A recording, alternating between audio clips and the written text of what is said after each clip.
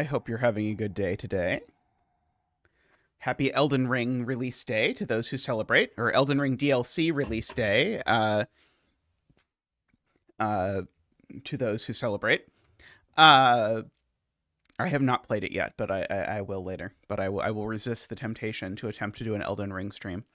Uh, Alrighty, so we get to start today with Spirality by Nordy. I suppose I should mention, by the way, I recently put out Omaha, so my newest puzzle just released on LMD. So if you keep up with Zeta puzzle releases, it is the one we set on stream. Although it turned out there was a bug in it when we made it on stream, so I had to fix it. I made a small tweak, but basically is as we did on stream. I'm glad you enjoyed it, Isabella. It was fun to set. I had been trying to do Country Road plus Pentominus for a long time, and finally it worked. And I kind of want to do more with Pentominos. I'm thinking of doing like Pentomino Shakona next. We'll see. It is the hybrid everyone is asking for, I'm sure. Is the Pentomino Shakona hybrid. But we'll see. I'm quite enjoying playing with Pentominos lately, so we'll see if I get to do more of that. Alrighty. So with that, ooh, second 4-color Pentominus. Ooh, excellent. Yeah, I look forward to that. I remember liking the first one now. Spirality by Nordy. This is our most voted for puzzle. So the people who support at the windmill level or above get to vote for the puzzle they most want to see. So with 10 votes, David Plonktime, Russ, AFK, David, Nell, Luda, Doomdiot, Paul Fly, and Nordy all voted for this one. So thank you all for your support. I hope you enjoy this. Despite appearances, it is, I'm assured, a variant Sudoku. So we need to connect the centers of orthogonally and diagonally adjacent cells to form a single continuous, non-intersecting, non-branching line in the shape of a spiral. As the line moves, it may only continue straight or turn to form 135-degree angles. No 45 or 90-degree angles. So 135 degrees would be that one. Turns must be either all clockwise or all counterclockwise. Additionally, the spiral must visit all of the given digits, and the spiral acts as a region sum line to divide the grid into segments with equal sum. Okay, so it sure seems to me like it's going to have to do that, but I want to sort of think about the geometry here. Yeah, that's just literally the only line it could possibly be, right? It can't be that, right? Because I've got to go through the 1, and this would make it impossible now to visit the 9, right? With my spiral, I think that's true. Oh, it could be a double line, right? Although I think that makes the 2 unvisitable. Oh, I guess the 2 could maybe come in like that, maybe? But I think the 1 has to be the start. Or I think the 1 has to be close to the start. Oh, I guess I could come in like that. That's 235-degree turns, right? So the 1 doesn't have to be the start, I guess. But I think that segment is always in it. I think I'm willing to go that far.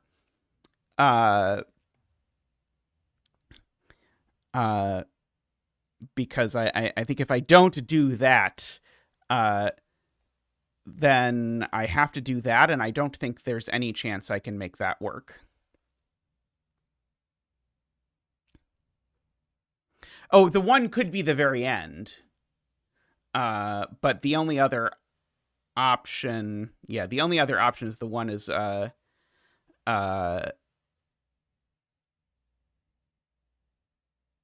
yeah, I mean, if you think of things that go through 1, we've got to pick one of these 2, and we've got to pick one of these 2. And doing this one just breaks instantly because I can never get back to the 9 because I'm only allowed to do that. Could it go straight up? I mean, clearly not, to me at least, but maybe I'm wrong. But to me, this is going to force me to... Oh, actually, maybe we could do something like... Yeah, I guess I'm missing some possibilities. Yeah, something like... the problem, I guess, with that is what it's going to do to the 5 specifically. But yeah, it can go straight for a long time. You're right. Shockingly, the person who created the puzzle has identified that I've missed a thing. But you're right. That is very plausible.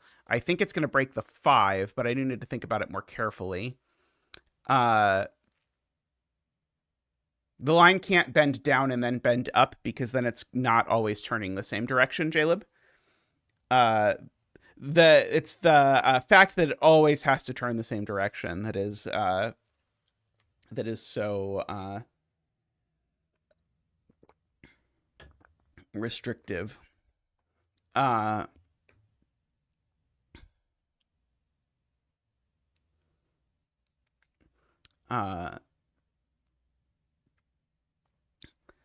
So yeah, let's see. Yeah, you can't turn into column 1 because you can only sort of turn this direction. Yeah, the fact that it's a region sum line is definitely definitely a restriction to keep in mind. Let's see. I think people in chat were trying to tell me how I get to the 9 and to the 5, because like it strikes me that there's no way I can get to the 5 if I start here.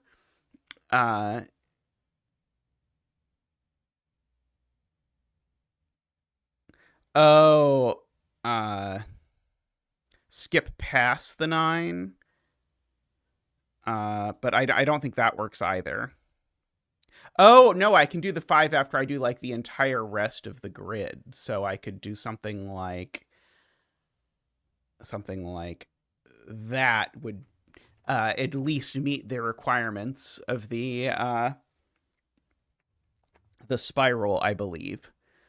So yeah, so it's definitely possible for it to go up if I don't consider any additional things. In fact, there's a like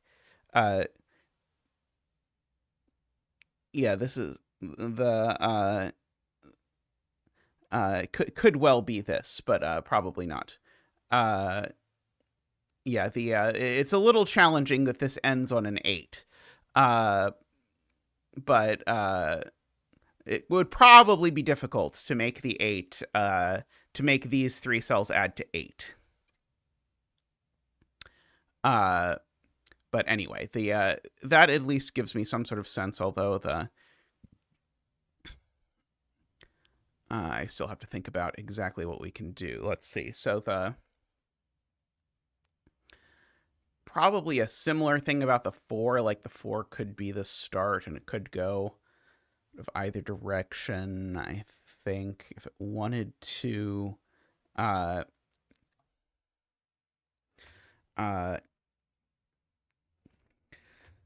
I mean, the sum like very definitely can't be 9, I think. So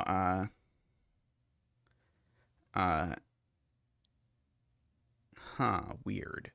I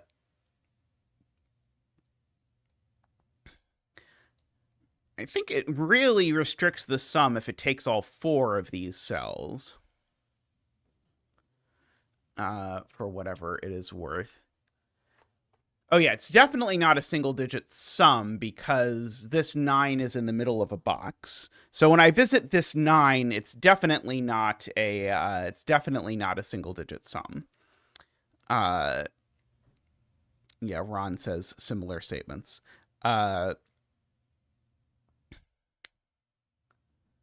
Ron says at least 12. I'm not sure I can get to at least 12, but I can certainly get to at least 10.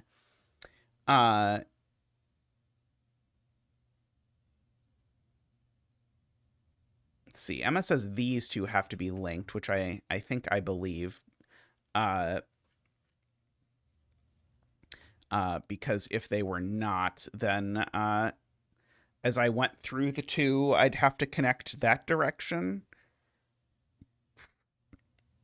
Yeah, and it's not possible that one of these is the start and one of them is the end.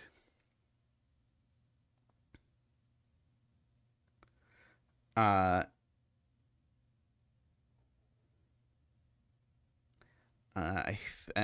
think that is, I think I am inclined to agree with that assessment, that these two are definitely in.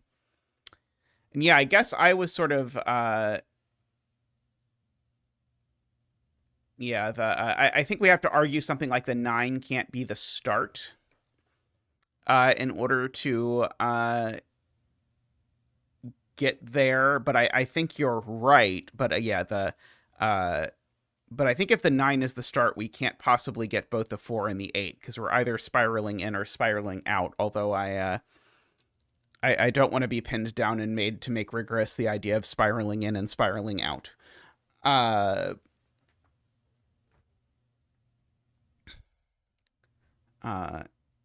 We certainly can't go straight through all of these because that would make the total 21, and that's assuredly not going to work. And also, it's definitely going to make it not possible to visit everything. Yeah, I'm still not 100% convinced that I've proven the 4-2 link in a convincing way. I believe it, but I don't know that I've actually sort of rigorously proved it. And I'm only mostly concerned about that because I feel like I'm going to have to prove something. And it would be nice if I could prove at least that, but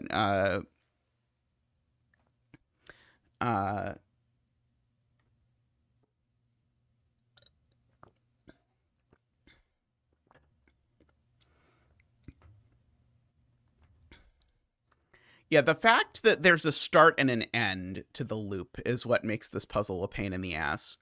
Every puzzle, yeah, I guess it's not really a loop, but then it sort of like makes it so like once we've found the start and the end, then that will make it so like our usual deductions about drawing line segments work. But it's a little tricky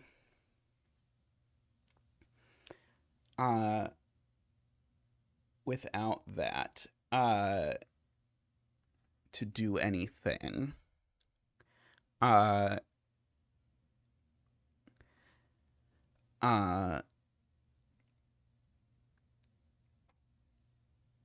I'm annoyed about the 1 because the 1 sort of felt like the thing I was supposed to start with, but I agree there is this. Is the point that the region sum line doesn't work if the 1 goes straight up? Is that the joke? I'm gonna be really mad if that's the point. Because that would be one of the ugliest deductions of a puzzle for 2024. If that's actually the point.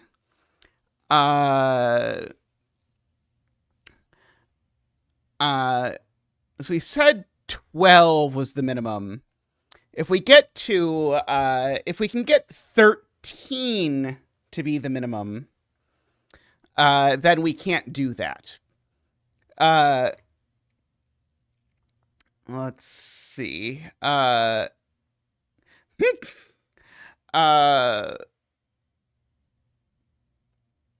Well, it's not the fact that I have to think about it's the fact that I have to think about these two pieces of the puzzle together. And so we need to prove the minimum sum is actually 13. And then we need to go back. So yeah, so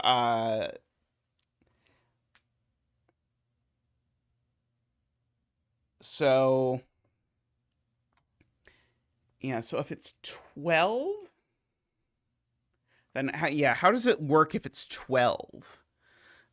Is I guess maybe the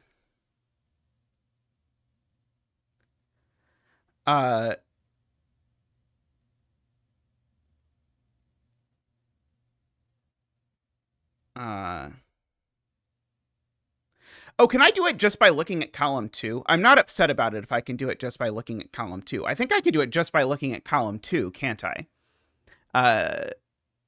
Because I think if I just look at column 2, I think it's already too big. Because let's see. So yeah, what would the minimum be if I did these numbers? The minimum sum, yeah, I just can't even go up that far because the minimum sum of these is 22. And that would make, oh wait, no, 22 is still okay. But if it was 22, uh,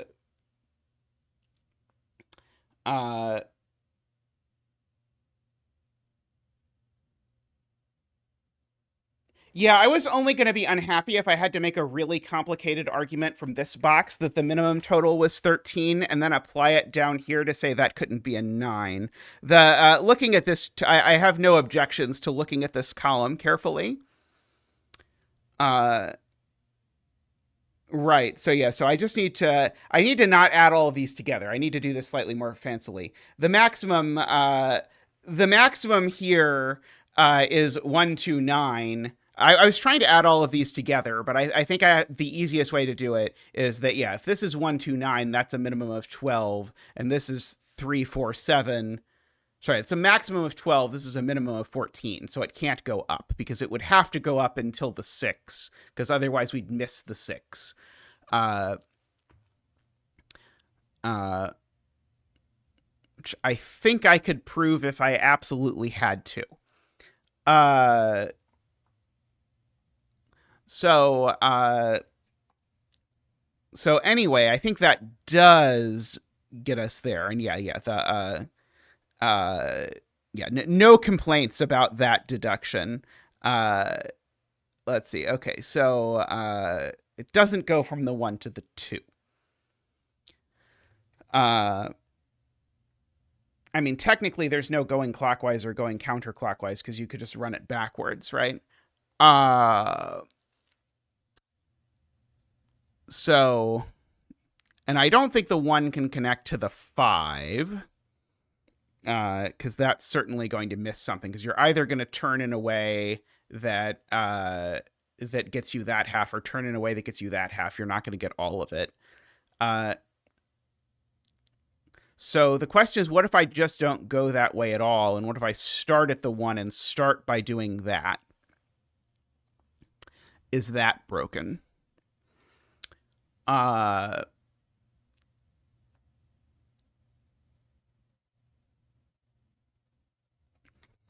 on earth would I prove that this is broken? It breaks the 5, says Jaleb. Yes, because then in order to get the 5, I have to come at it from below. And I'd have to basically, in order to get the 5, I'd have to do that. And in order to get the 2, I'd have to do that. And then I can't connect it, is the point. So the 1 is not the start. So it definitely goes that way. Now, can the 1 be the end? If the 1 is not the end, does that make the 2 cornered? Oh, the 1 can't be the end because then the total breaks, right? Yeah, I think we've proven, maybe possibly, that the total can't be 10. Maybe possibly. That came down to this argument up here. So I think the 2 is, I think, the thing that's going to have to be a start or an end. Because the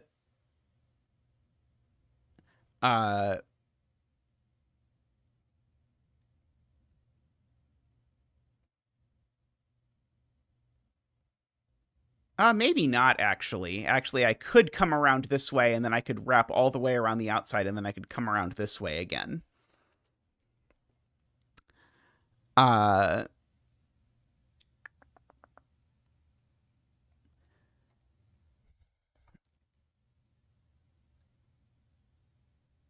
Okay, so I guess here's the idea. If 1 is one of the ends, 9 is the other end. And that definitely doesn't work. Because then there's things I can't get to no matter how I do it, because there's stuff that's inside the sort of swirl of the 1 and the 9, no matter how I do the swirl of the 1 and the 9. So the total can't be 10 because, or sorry, this can't be an end. Let me put it that way.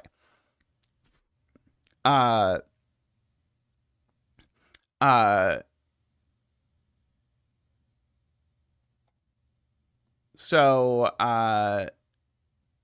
now the 2 we have to go through, and the 2 assuredly can't connect there or there.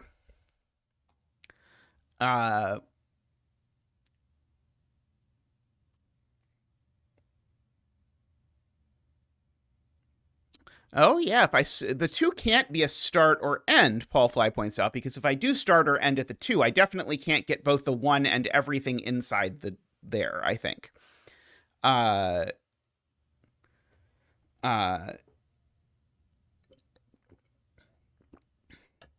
I think the 2 does have to connect in 2 directions. And it can't connect down to either of these. It assuredly can't connect down here. At least if loops work how I think loops work. So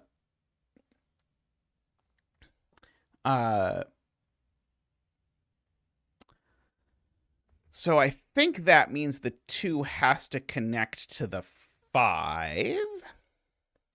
Although this is really, this is definitely where I run into, am I sure that I am correct? I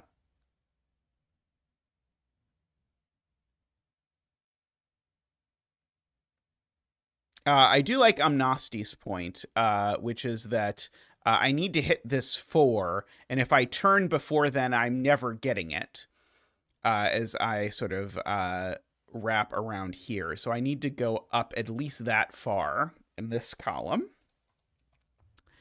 I agree with that. I was thinking of marking off the directions I know it definitely doesn't go from the 2.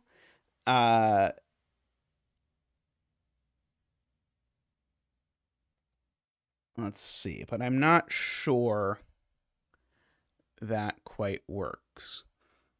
I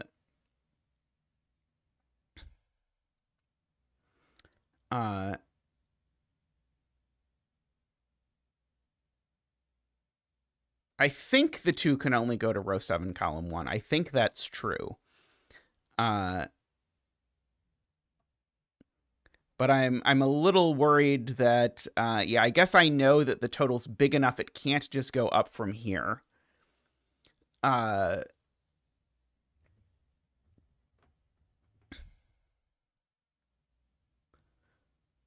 don't think we know that box 7 has an end, do we? Oh, yeah, we do, actually. Yeah, we do. Because if it does go this way, then 1 is definitely an end. Right. And if it doesn't go that way, then the end is over here. So there's definitely an end in box 7. I agree with that statement. Because if the 2 isn't the end, it certainly has to connect to one of these cells, and whichever one it is, it definitely means the 1 is an end.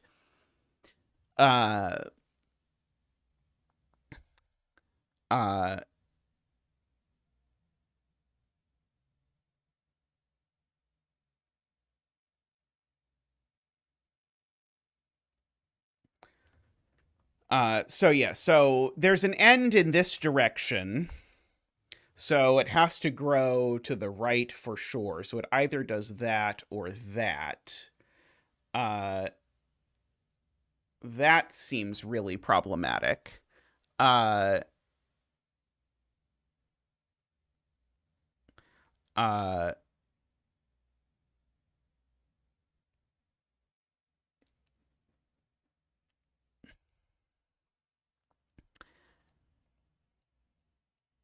uh,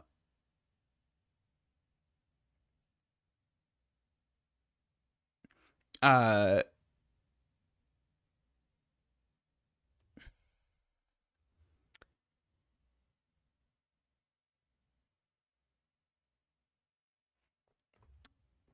let's see.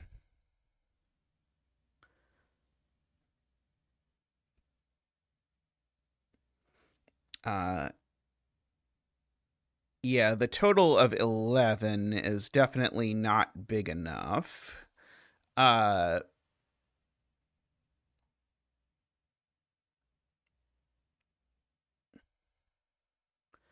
so yeah, so the 2 needs to connect to one of these and one of these, I think. I think we've proven the 2 can't be the end. Yeah, the 2 can't be the end. And the 1 can't be the end either. Uh, the 2 can't go... Actually, sorry. Could the 2 go here? No, because that makes 2 ends in the box. That doesn't work. Uh, uh, we don't have a policy against people helping with their own puzzle if they think it will make it more enjoyable. Uh, I would rather do the puzzle the pretty way than the horrible way in general. Uh, so yeah, I think this direction is, I think, broken because that forces an end here and also here, and I can't have both the ends be in this box, surely. Uh, without without breaking things. Yeah,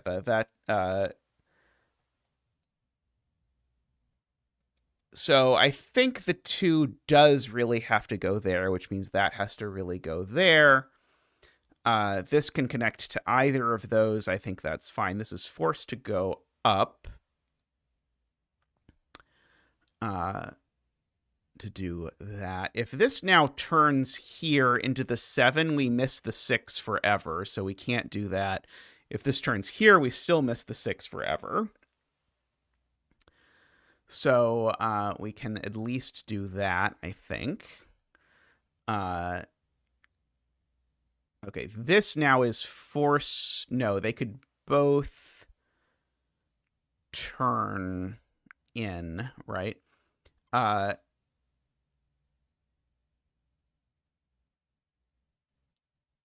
Oh, right. This line definitely needs to hit the border because basically once we've...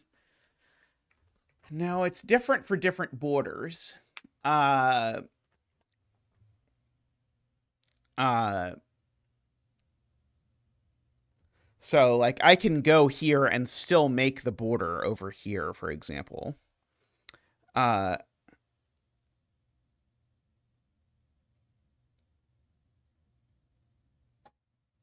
oh, I guess actually, sorry, I'm missing this piece. This piece needs to connect here and then from there to there. Right. Sorry, I'm forgetting about this piece entirely. Right. If this goes here, the point is now I've missed the 9 and these things. Okay. So, yeah. So I agree. This needs to make it to those. So it needs to go at least that far.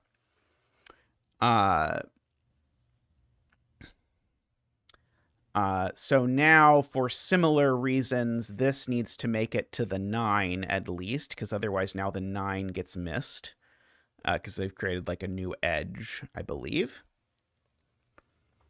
Uh,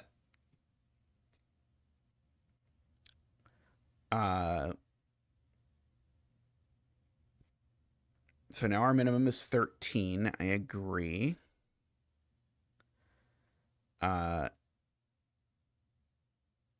Oh, the 7 also, we're going to have to come at that from above, right?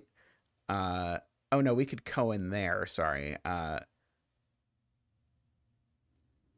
Yeah, I guess both of those are really options for the 7.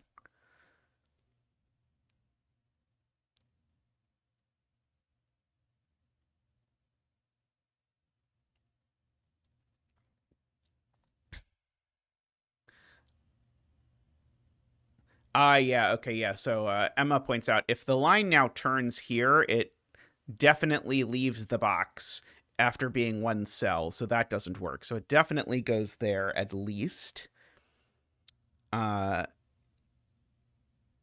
Let's see. Yep, min sum is 13 is what we're working with. Uh,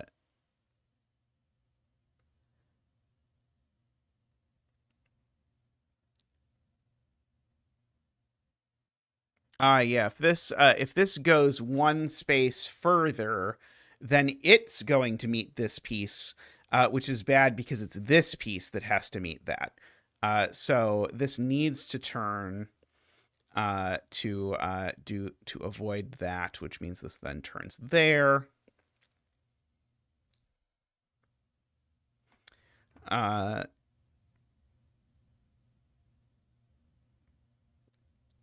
It can't end at the 9 because we won't have gotten the 8 yet. If it ends at the 9, we've only got like 2 spirals basically, or 2 sort of circles or whatever. Uh, uh,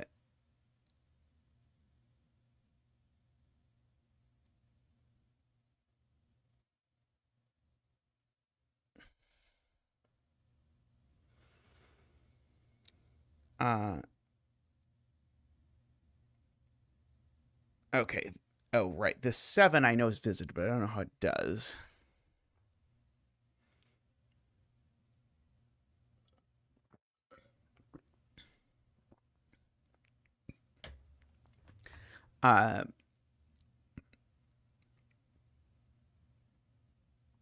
Row 6, column 8 goes up at least one more.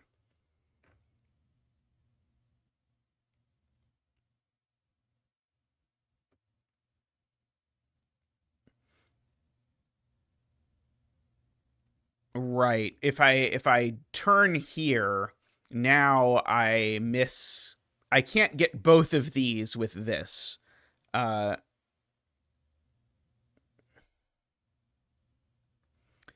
uh so that goes at least to there. Uh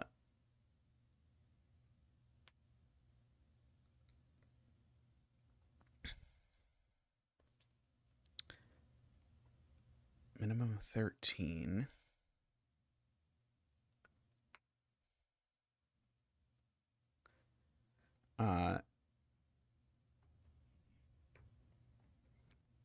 Yeah, one of these is definitely a 1, I agree, because if neither of them is a 1, the minimum is 3, 6, which would make it 18, but we know there's a 2-cell piece.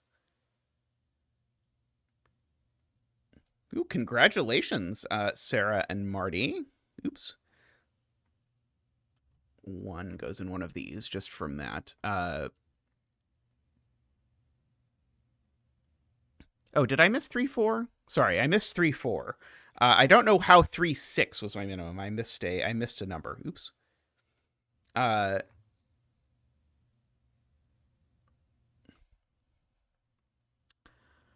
uh,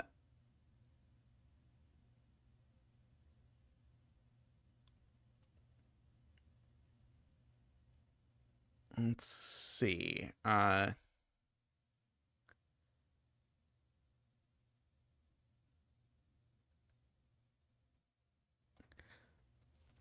I don't think I need to have 3 paths in box 2. I think 3 paths is too many.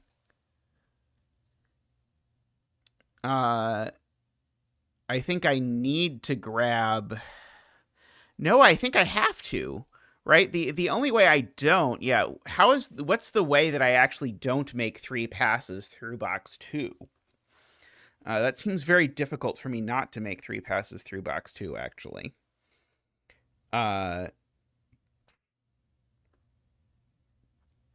Yeah, I think we do actually have to make 3 passes through box 2, which is really weird. Uh,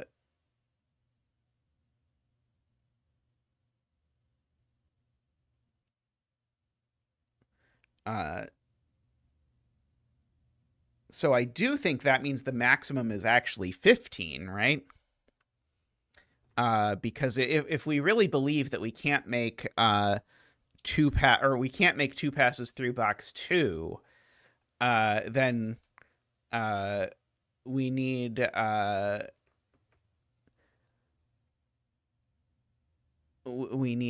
So that means yeah,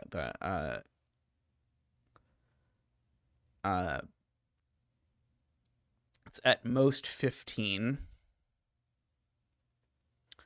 Let's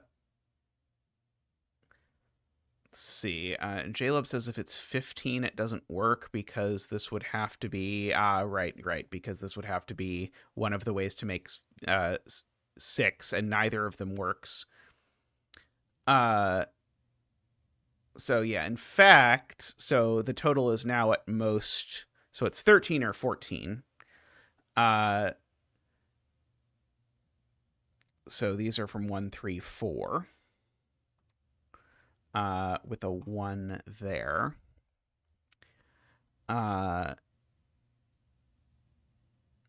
Because it makes at least 3 passes through box 2, Emma, and so 3 times 16 would be too big.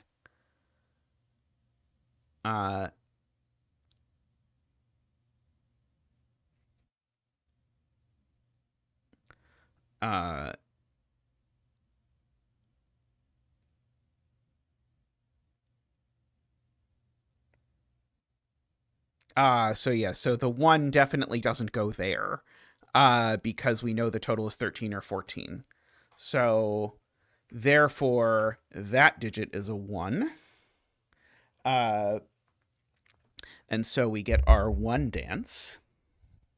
Boop, boop, boop, woo! Boop, boop, boop, wah! Boop, boop, boop, wee! Boop, boop, boop, boop, boop, boop, boop, boop, boop, boop, wah! Thank you, Zach. Thank you.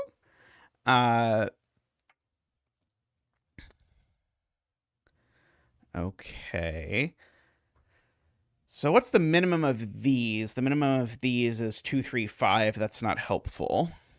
In fact, there's definitely a 2 in them. Okay, my number pad is doing terribly today for whatever reason.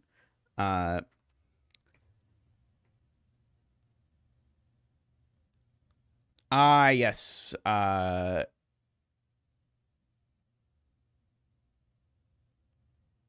Wait. Oh, is the 7 the end? Is that the point? Because the 7... Oh, no, the 7 can make it over to this box. It seems very difficult for 7 to be the end. Because that would imply there's only 2 layers, whereas we know there's at least 3 layers. But yeah, if the 7 goes down, then we enter this box, and we're not allowed to enter that box. So in fact, I think that's actually forced. I say we're not allowed to enter this box because we could only take 1 cell in it, and our sum is 13 or 14, not a single-digit number.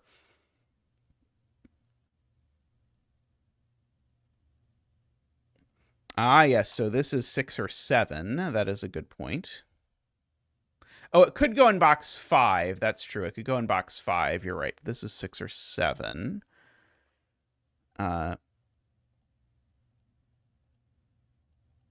Oops. 6 or 7. Wow, there's horrendous lag in my number pad today for some reason. Right, and then from here, because of the 135-degree turn thing, it has to do that.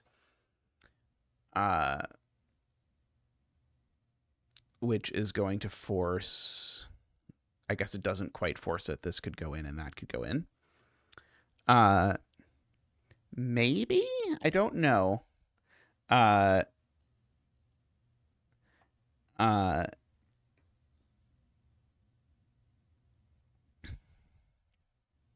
Oh, right. This can't go here because of the sum, right, is the point. It would be a 1-digit sum, so we can't have a 1-digit sum. So this needs to go up at least this far. Yeah, we cannot have any 1-cell sections. That will not work. Let's see, it would make a lot of sense for this to turn now, I think. Oh, if we go up from the 6, then we cut off the end, right? We can't have them. We can't have them crash. Geometry is very strange to me. So now, because this is coming around the outside, this one is coming around the outside. It should mean this one needs to turn here.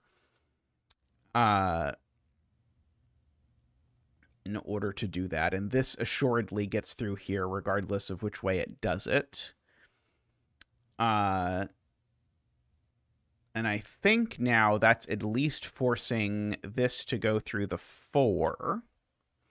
Hey, the Cogito.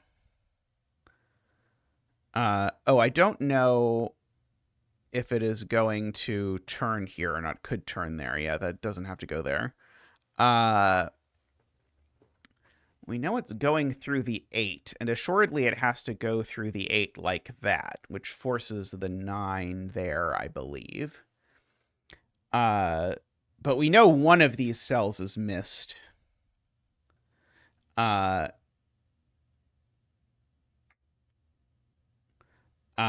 we don't actually know exactly how the turning happens.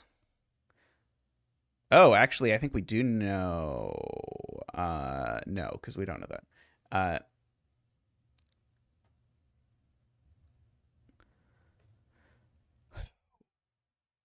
Why isn't the 8 just the end of the loop? The loop has to end here, because and these two cells can't sum to whatever the sum is, because otherwise we wouldn't be unique.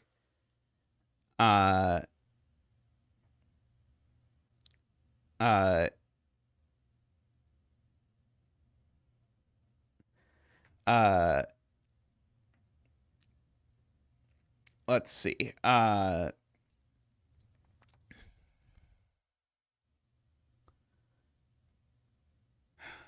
think the minimum of these...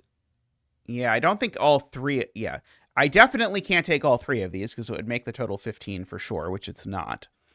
But just because this goes here doesn't mean it takes all 3. It could go here and then turn back like that. That's true. This definitely can't go right. That's a good spot from Paul Fly. Yeah, if this goes right, it definitely forces us to take the whole box. So we do know that unequivocally goes down. So we know that this is a 5 or 6, I think. Oh, so it's not 6.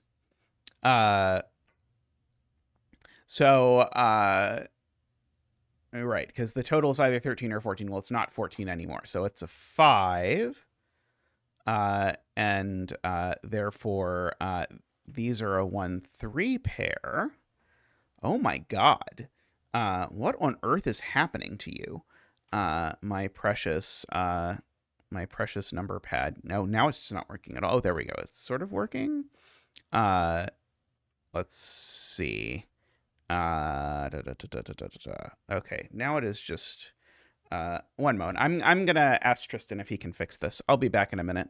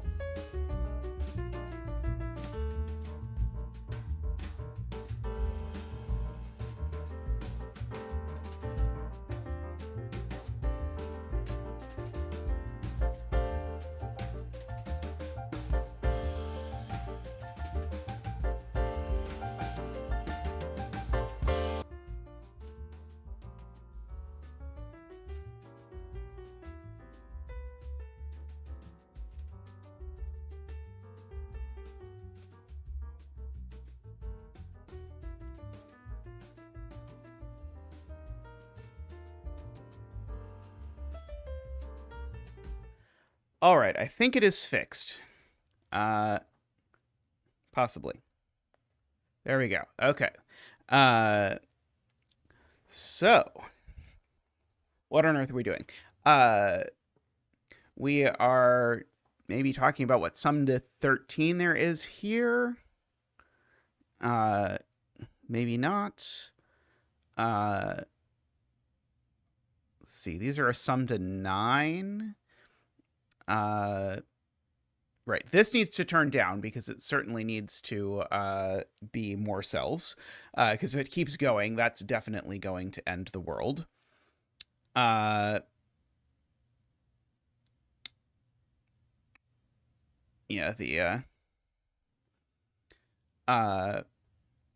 so now that the sum is 13, the missing digit in this box, because we know there's exactly one missing digit in this box. 3 times 13 is 39, so the missing digit is a 6. So the 6 is there by sudoku plus the outies, because we have 3 lines totaling 13 each. So that is, I think, forced.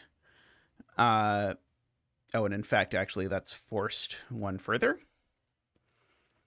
Like that.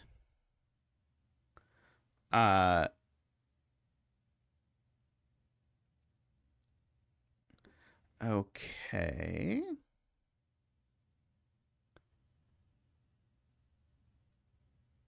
Right. So now if this enters this box, it would then leave and it would create a second 6. That's very clever. So this can't enter this box because the only way it could do it would be this, but that would make this digit a 6 for the same reason that digit was a 6. So this goes like that. It will crash if it doesn't do that. So I think that forces all of that. Going on there. Oh, that's right. This digit, because the sum is 13, this digit's a 6. Speaking of 6s. So one of these 2 digits is a 6. These 2 are 2, 5, or 3, 4, I suppose. This is a 2-digit sum to 12. It's not 5, 7, so it's 4, 8, or 3, 9 that we have over down here. Let's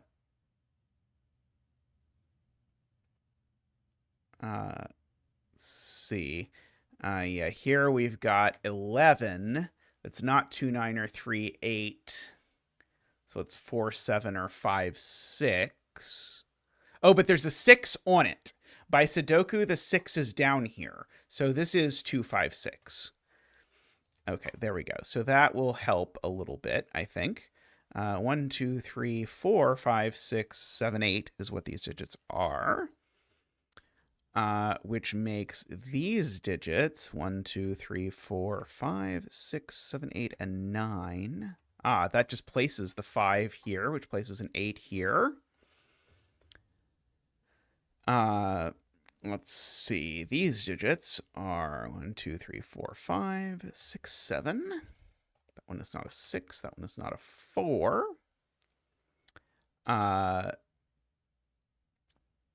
Okay.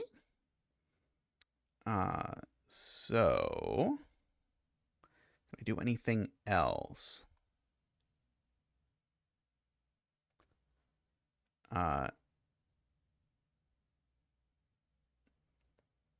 So I'm looking for a sum to 12.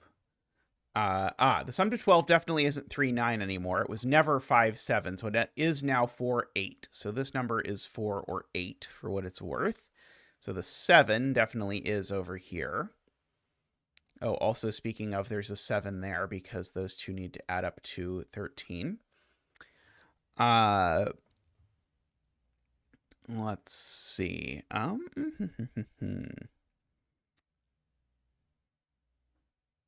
8, 8. Yeah, the 8 is down in one of these 2 cells for what it's worth. If that's an 8, then that's a 4 for whatever that is worth. These 2 add only to 4, so these are a 1, 3 pair. That is a good point from chat. 2, 3, 4, 5, 6, 7, and conveniently those do add up to the correct number. Places a 7 over in this row somewhere. By uniqueness, we know there's not a 7 that joins the 6. These two need to sum to 9. I think I still don't know anything about that.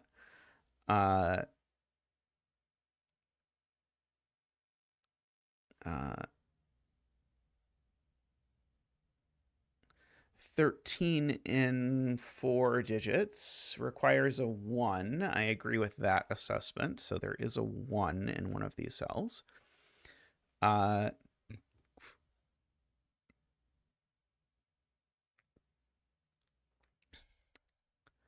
Let's see. 1, 3 pair in column 4. That's true. We do have a 1, 3 pair. Box 9 can't be 4 digits, because if box 9 was 4 digits, then we would be missing a 1. So now these two need to add to 11. And so they're either 4, 7. They're not 5, 6, though. So they are 4, 7, which makes that a 6 for sure. Makes these a pair of 3 and 9. Somewhat disappointingly. Oh, no, it's not. Oh, no, it is disappointing. Sorry. That just tells me that's a 4, 7, or 8. Okay. Okay, so now I do know what these are. Because they're now not 2, 7, 3, 6, or 4, 5. So these are 1, 8 now for sure.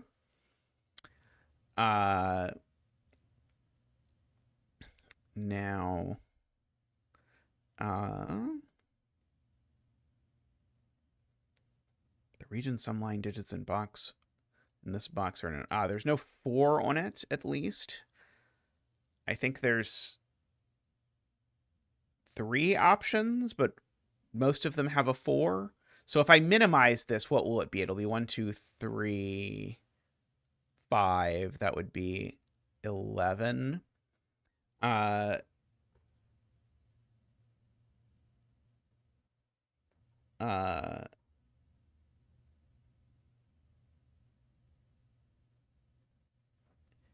I don't quite see the sum thing there yet. Okay, Ron says it's 1, 2, 3, 7, or 1, 2, 5, 6. That sounds right. I was expecting there were 2 options.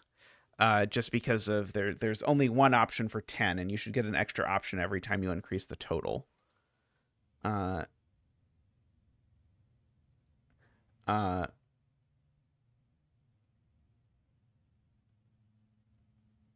1, 2, 5, 6 is does not add to 13. 1, 2, 5, 6 adds to 14. That's the point. Okay, yeah. So the Isaiah has the correct way to think about it, which is that actually 11 is the one that has 1 option. And so, I mean, 10 and 11 both have 1 option. Then 12 has 2. 13 also have 2 is the question. Emma says 1, 2, 3, 7 is the only one with no 4. Let's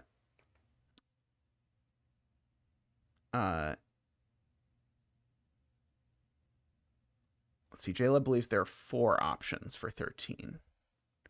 So you go from 2 for 12 to 4 for 13?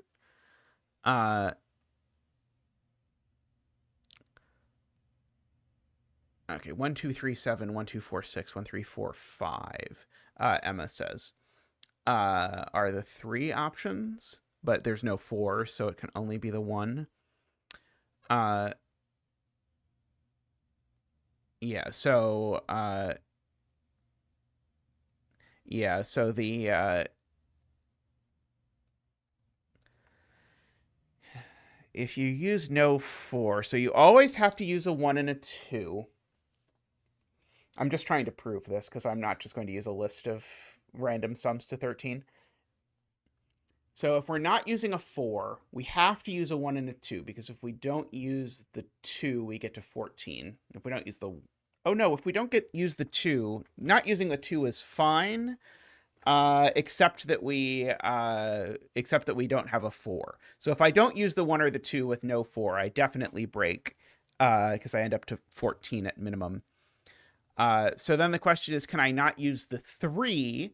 And so if I use 1 and 2 but no 3, now the minimum is 1, 2, 5, 6, and that's too big. So indeed, we have to use the 1, the 2, and the 3, and then the remaining digit is 7. That is that is the argument. There was a 1-3 pair somewhere, which seems helpful. Oops. 1-3 pair, looking at this in the column. So that's a 2-7 pair now. That makes that a 4.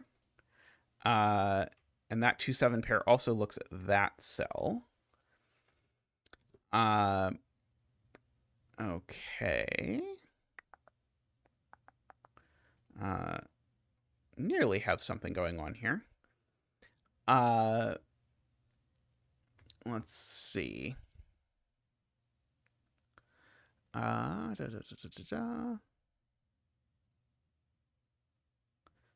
And I know these are 1-5 or 2-4. Do I know which one they are yet?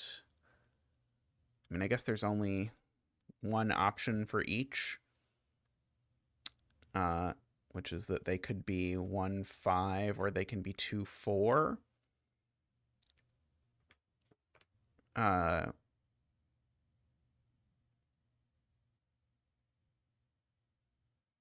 Let's see. Maybe I should just mark what this digit can be, because it can't be 1, 2, 3, or 7. This is only a 5 or 8. It's not exciting. Let's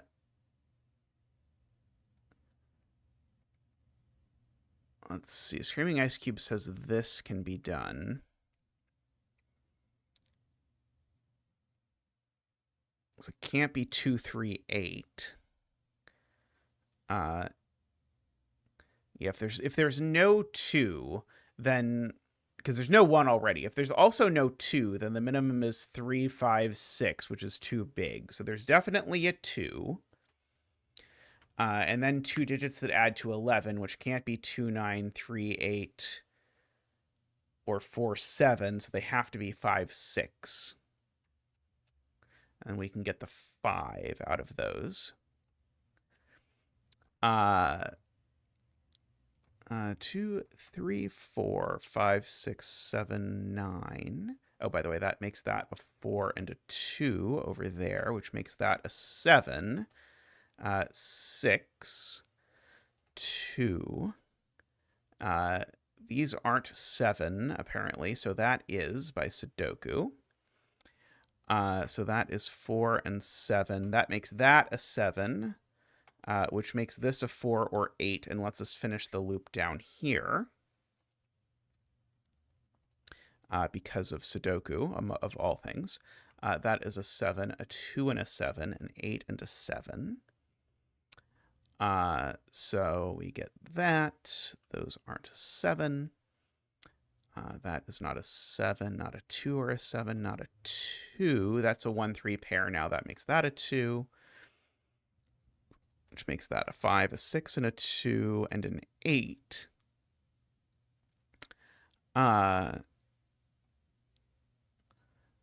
Let's see. I bet I probably can just sort of paint the world with pencil marks at this point. And probably just look for weak spots. Do I like this or do I hate this? I'm not sure I love it. I think I'm going to wait on doing that.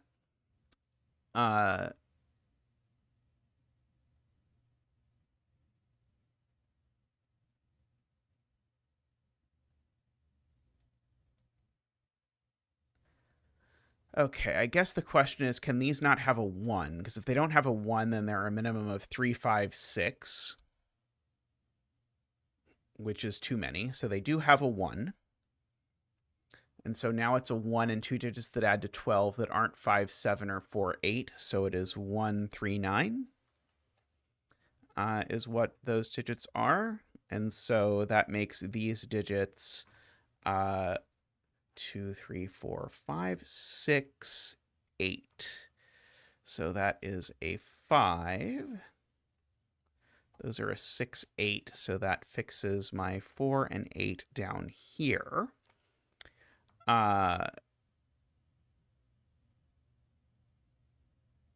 Let's see. So probably now I can fill in this triple. 2, 3, 4, 5, 6, 7, 8, 9. There we go. 2, 4, 5. So that is a 5 over there. So if this went here, I would need these two digits to add to 7, which they cannot because they can't be 2, 5, 3, 4, or 1, 6 by the column. So this can't take this cell, because if it takes this cell, I need a 2-cell sum to 7. So it needs, oops, not that. Needs to do that. Okay, so if this is a 2, these would add to 11 without being 5, 6, or 4, 7. So they would be either 3, 8, or 2, 9. Well, they can't be 2 9s. They'd be 3, 8. So if this is a 2, it would be 3, 8. If this is a 4, then these two need to add to 9. And they would be 1, 8 in that instance. So these are either 1, 8 or 3, 8. That one is not the 8, so that one is in fact an 8.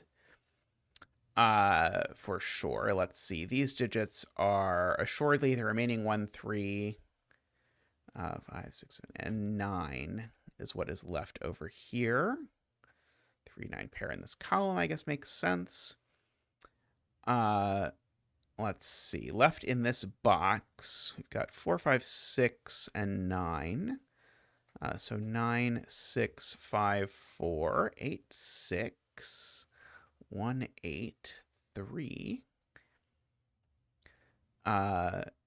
Let's see. And we can probably just mark this box. So if we took the 7, we would need to have 3 digits that add to 6. They couldn't be 1, 2, 3. So if we took the 7, I would need these two to add to 6, which they can't. So I can't take the 7.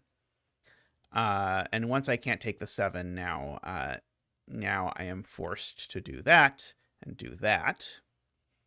And so now these are 9 and 4. 3, 6, 1, 5, 8, 2, 3, 1, 2, 4, 9, 3, 3, 1, and 9. And we got this. I'm quite amazed this puzzle exists. It feels like there's so much flexibility in how the sort of the winding happens.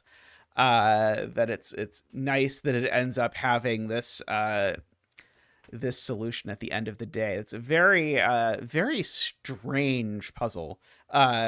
Definitely one of the weirdest puzzles I have done in a while. I'm not going to set a puzzle today, Tyson, but I have set a bunch of puzzles on stream if you want to look back in the VODs. I've been doing it probably about once a week. I've been using one of my streams to set part of a puzzle. So it will not be long before I set another puzzle, but I actually just released the one that we set last Friday today. Alrighty, I'm going to take a quick break, and I'm going to come back with another puzzle. So I'll be right back. Thanks for the puzzle, Nordy.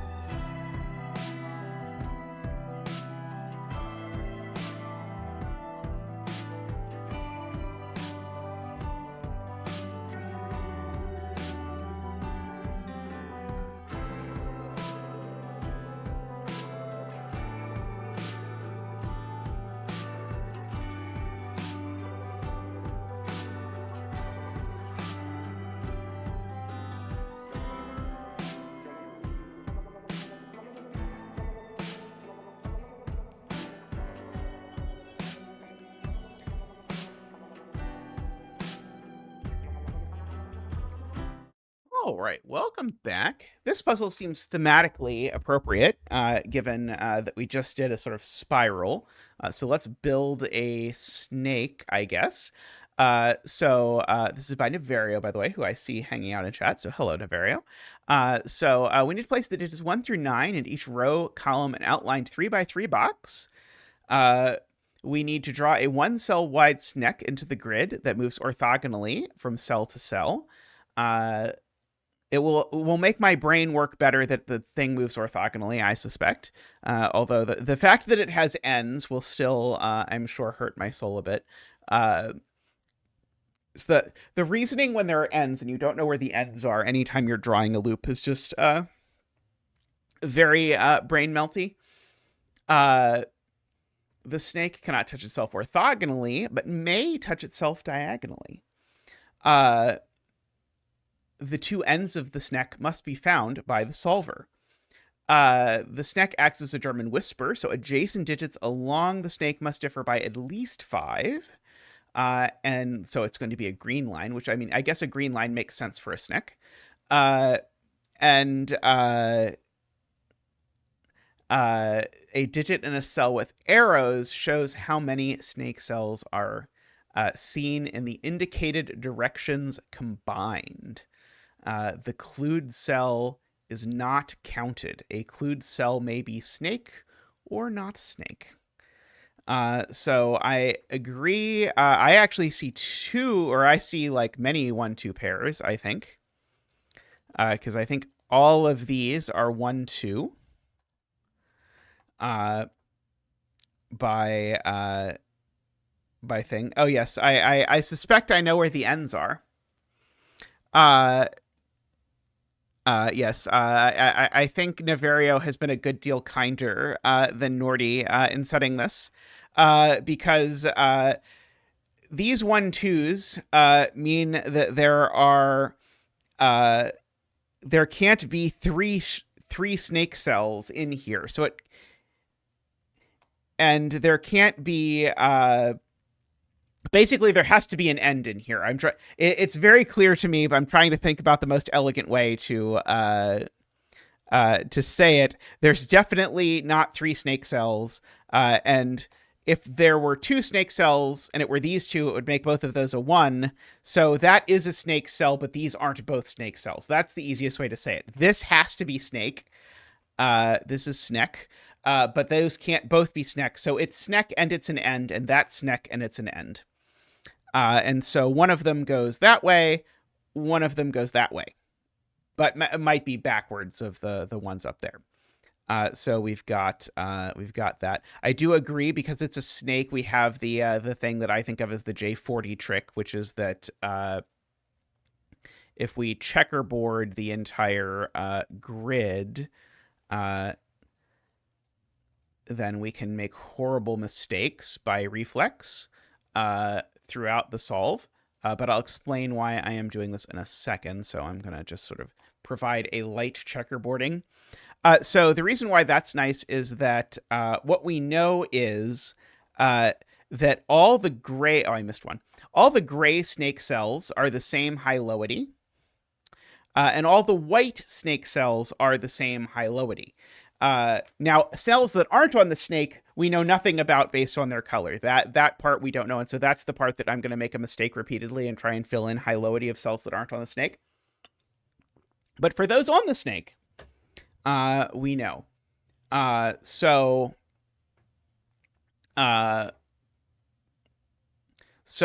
we do know that one of these comes this way. So we've definitely used at least 3 lows. These are either both high or both low.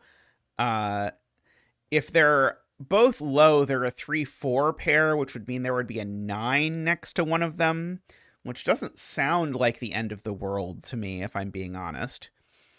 I know that this is a minimum of a 1. This is certainly a 1, 2, or 3, by the way.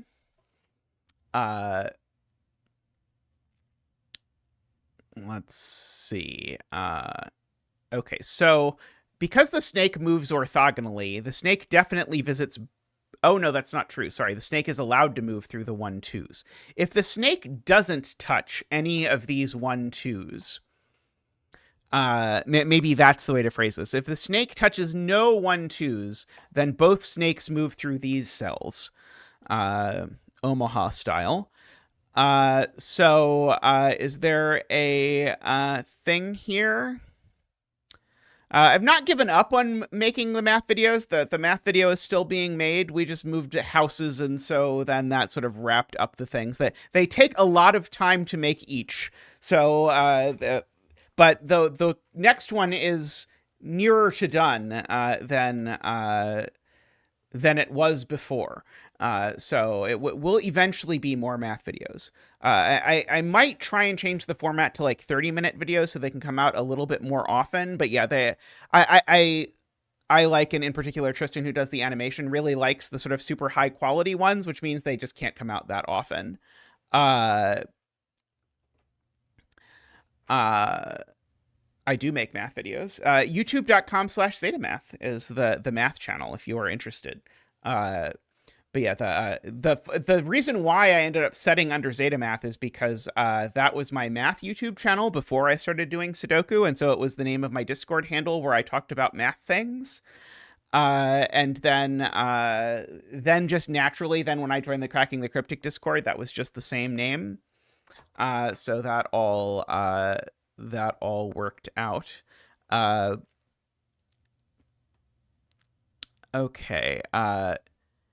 Trying to figure out what happens that's bad. If I feel like I'm supposed to break the possibility that I don't visit either 1-2 and that I do something like this. That is my Nevario instinct, is to do that, but I don't know.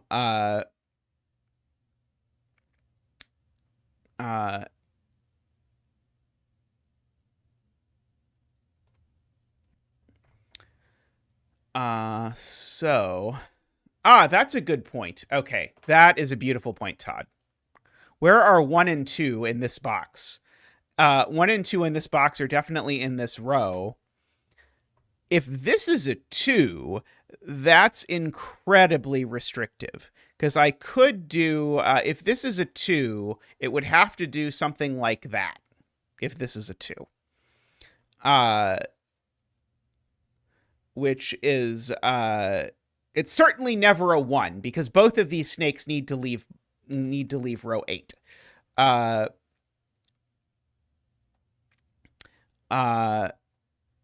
But if it does that, for example, then this is definitely not a 2. Yeah,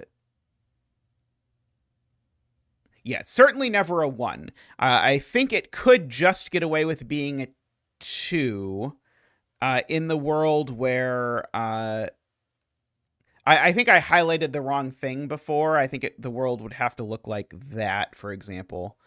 Oh, could it leave through row 8? Oh boy, yeah, maybe maybe we've got a really short snake on our hands. Yeah, maybe it could be a 1 if it sneaks under. Yeah, I think that's possible.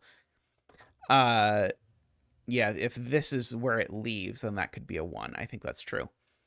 I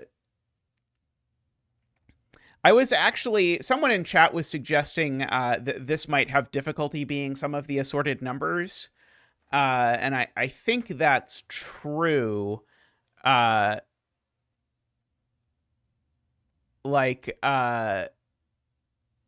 This being a 3, I think is going to be real weird.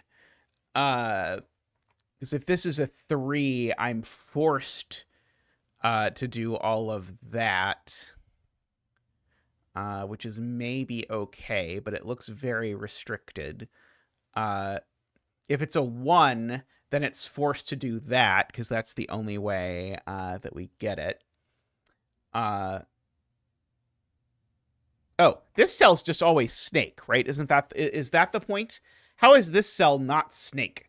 If this cell is not snake, then the snake has to do that, and the snake touches itself orthogonally. So we have a cell that's definitely snake. I I don't know what I'm going to do with that information, but I am prepared to claim it. That cell is on the snake. Yeah, so this is a none end snake cell. Unfortunately, I think I've given versions of the snake that do all the 2 out of 3 combinations. I do agree, by the way, that it's still going to be tricky for this to be a 1. I think it would still maybe work if we went out that way around this. No, that's still not going to work, right? No, right. So no, I think I agree. Yeah, this can't actually be a 1 because in order for this to be a 1, we would need to have only one of the sides get out. But in so doing, it breaks my checkerboard condition because these can't both be snake and both be low because they're of opposite colors. So this is not a 1 at the very least. This feels more profitable to me, but I don't know what to do with it immediately. Let's see. Yeah, and I do know for sure one of these is 2.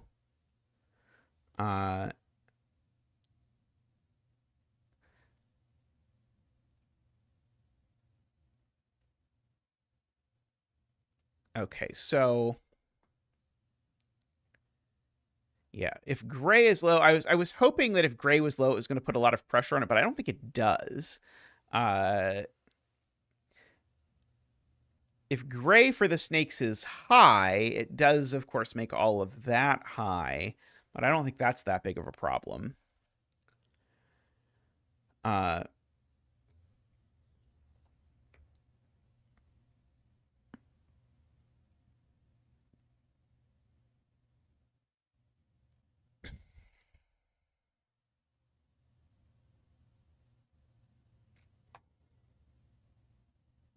Right. Alima's pointing out one of these 2 is definitely snake because otherwise these 2 arrows would be the same. I agree with that assessment. I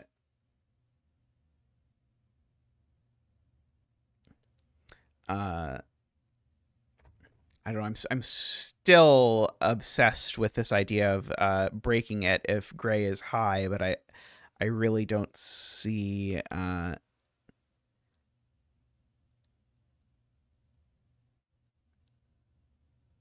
Okay.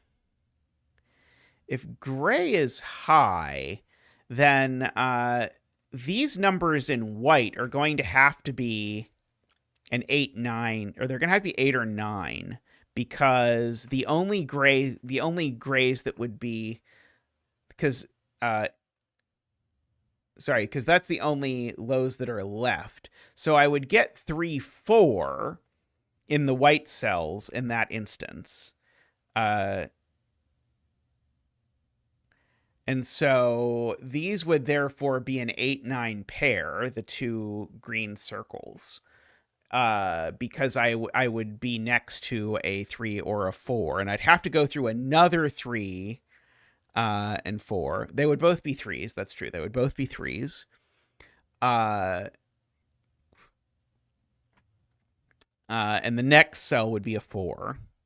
And because of the moving orthogonally, okay, so that's the point, is that I can't put a 4 on a snake that moves, or on a German whisper snake which moves orthogonally, unless I do a very specific thing, like this could be a 4.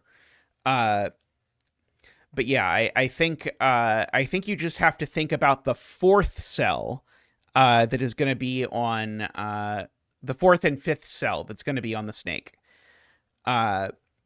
Because I would really like to use one of the 1, 2s to get out of the box.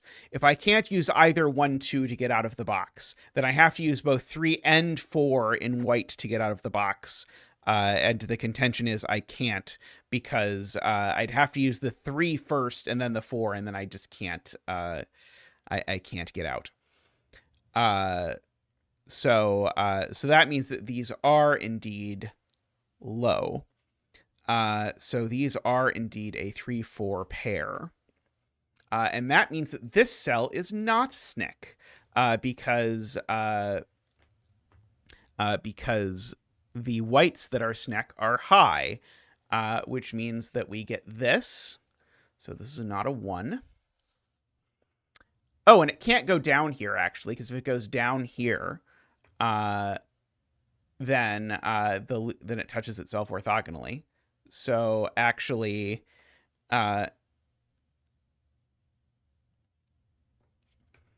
that's an even easier way. Memrister has an even easier way, which is that rather than thinking about where the 4 go, what happens after the 4, you can just think about the fact that each of these cells would be next to a 4, so each of them would be a 9, and that would be 2 9s in a row. Anyway, that makes that a 3, and we get to do our digit dance. Let us bring out Zach. Boop, boop, boop, woo! Boop, boop, wah! Boop, boop, wee!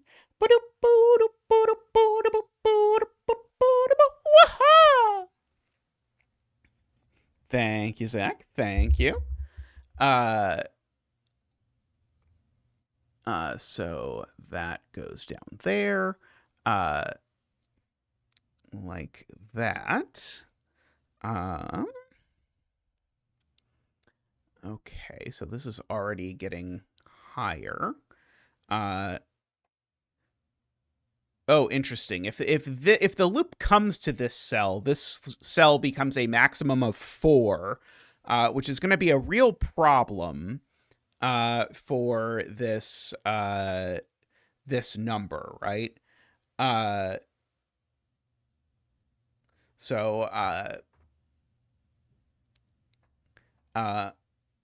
Also, these are a 1, 2, 3 triple because none of them by their position can be otherwise, as is pointed out by Alima. And so that 3 actually sorts out the 4 and the 3 over here. And so the 4 definitely is going to have a 9 over in one of those two cells, not a 6, a 9. Yeah, so if this is a 4, that's quite restrictive, but I think it barely can make it. Let's see. Let's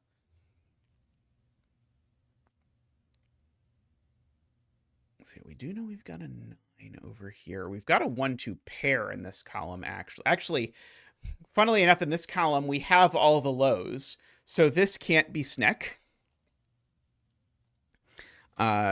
So now we can fill in that this digit is at most 7, or sorry, at most 6 now.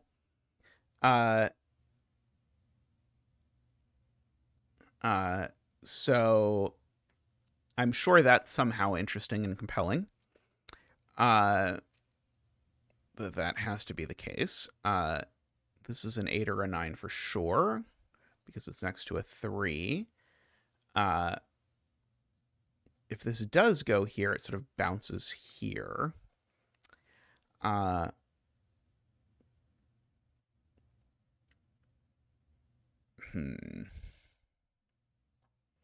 just investigating potential paths and seeing if any of them look to me like they break horribly. Not immediately.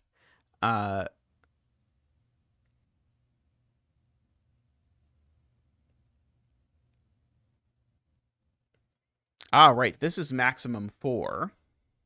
So it is not SNCC. That is a good point.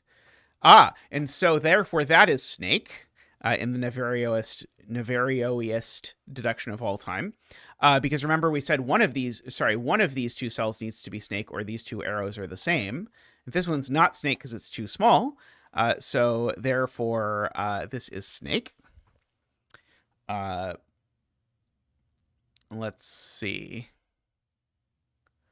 This one's certainly at most 5, for what it's worth. Hey, Kepi. Welcome. Yeah,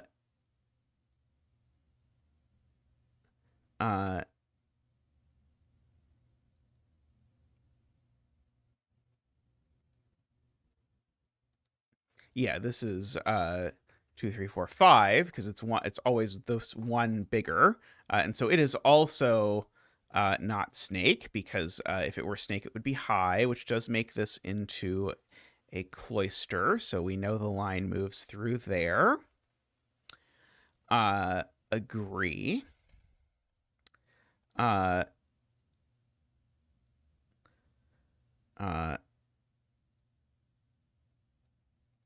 Okay, so now this number is a maximum of 4. Unfortunately, knowing that this number is... Oh, but it's not 1 or 2, because there's a 1-2 pair in the column. So actually, this number is 3 or 4, actually. Which is interesting. So that means, funnily enough, this number is not 3, and this number is not 4, because they would break this...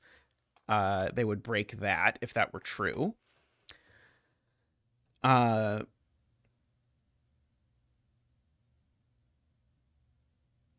The snake can touch diagonally. But right. So but that's true. Yeah. I think I agree with Emma that this is always snake, because if this is not snake, then the snake can't get out of here without touching orthogonally. I agree with that assessment. So this is certainly small. Yes, this is also right. That's a good point. This is also 1, 2, 3, 4. Because this is one more than this. If this is 3 and this is 4, this cell has no fill, was the problem, Ambrose. And that's a 3, 4 because of the 1, 2 pair in the column. So now we've got like very nearly a quadruple.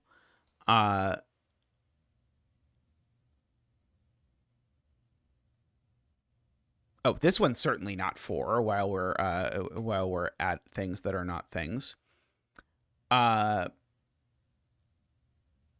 So one of these two is 4.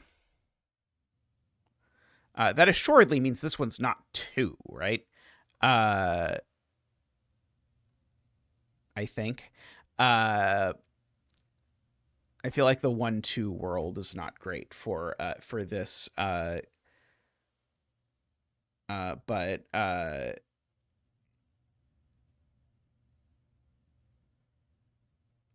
that's what I was looking. I was trying to sort of think about that. Yeah, the wow. Okay, sorry. Memerister has the really cute observation, which is that if this is a 4, then all of these are snake, which in particular means these 3 are low, but of course this is low, and this is also low, and that's too many lows. So this is in fact definitely a 3. Therefore ruining my point about this not being a 3 by a far easier method. Okay, so those aren't 3. And if this isn't 3, that means this isn't 2. This means this isn't 3. Okay, and the 2, by Memerister's point, the 2 additional snake cells aren't these 2. Because if it was these 2, it would be too many cells. So this is definitely snake cell.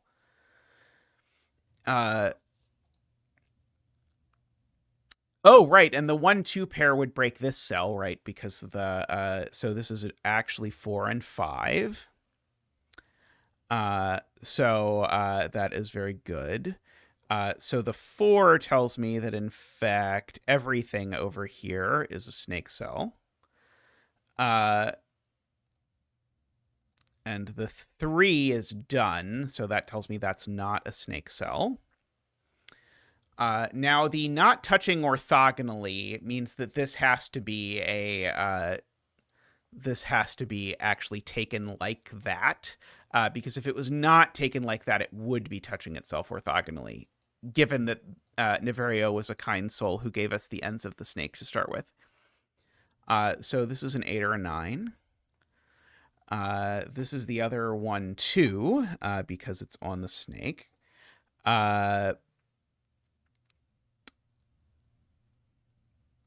Right. And again, same deal here, right? It gets pulled through this whole string, because otherwise it is touching orthogonally.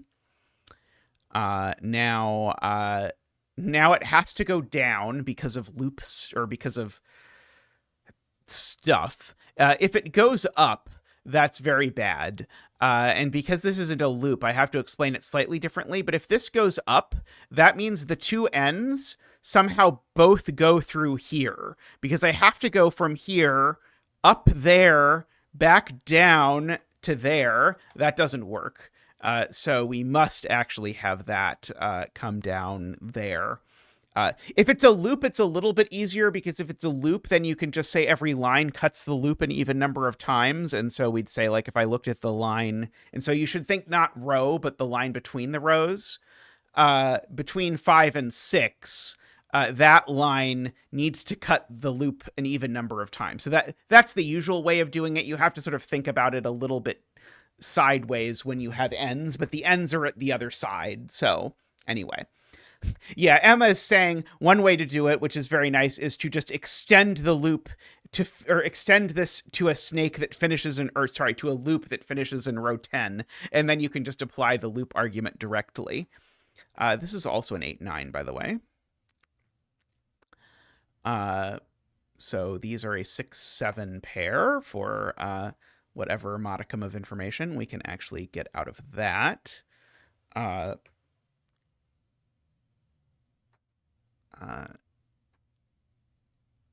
Yes.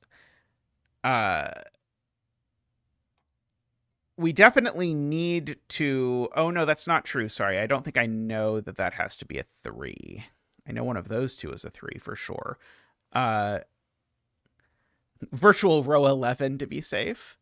Because remember, I can't actually exit through that side. This is now actually unvisitable, because if I visit that, the loop touches itself orthogonally, so I'm going to go ahead and X that.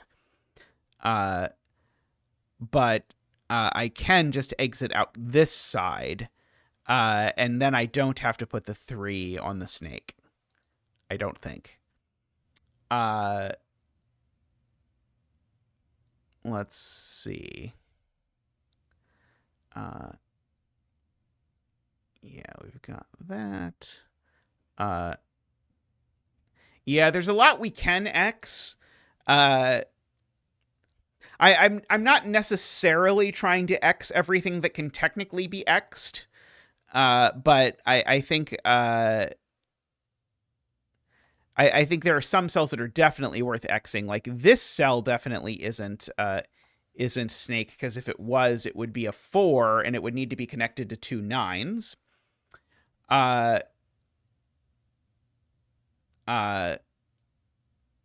This, I think, could be connected to 2 9s if it was a 4.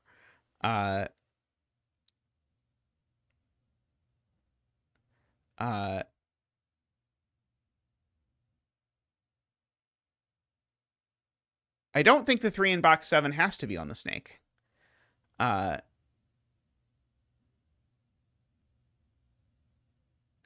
the 3 in column 7, though, that's a really slick point.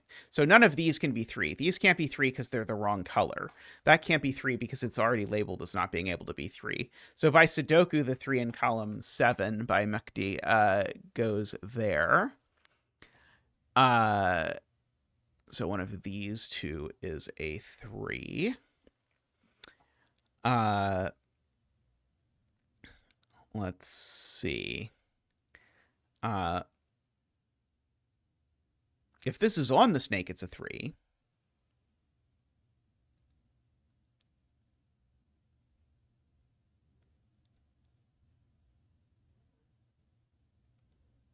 Oh yeah, if I do that, Memrister is pointing out, if I have my loop go this way, that's bad. I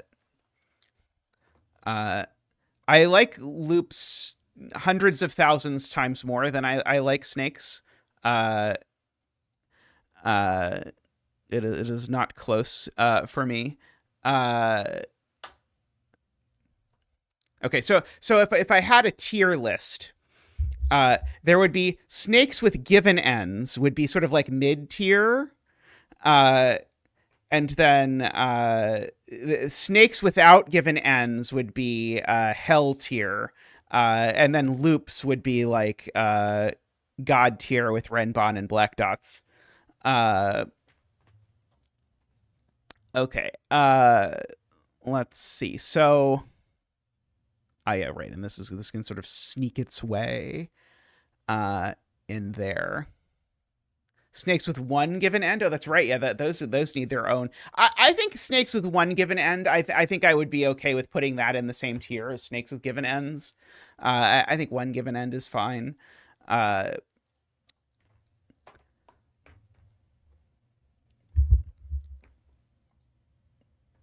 so much of like loop stuff is just sort of like you sort of get in the reflex of doing sort of autopilot-y stuff.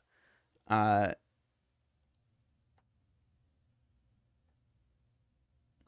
uh,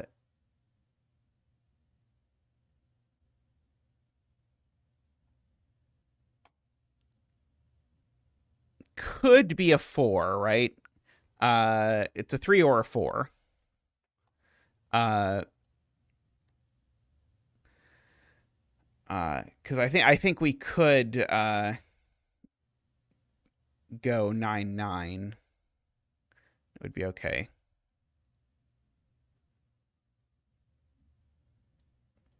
Yeah, this 3 is definitely not on the path. Uh, this, funnily enough, is at least a 4, and it's not a 5, so it's a 4, 6, 7, 8, or 9. I don't think it's going to be most of those high numbers.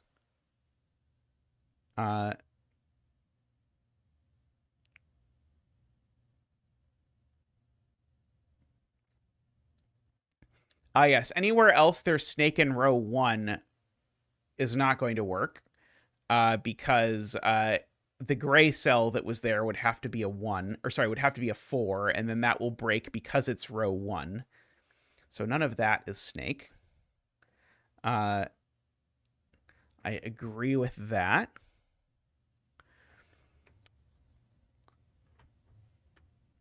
I'm trying to understand still why this can't be 4. Like 4 seems reasonably plausible to me for this cell. Like I'd say it seems outright likely that this is a 4.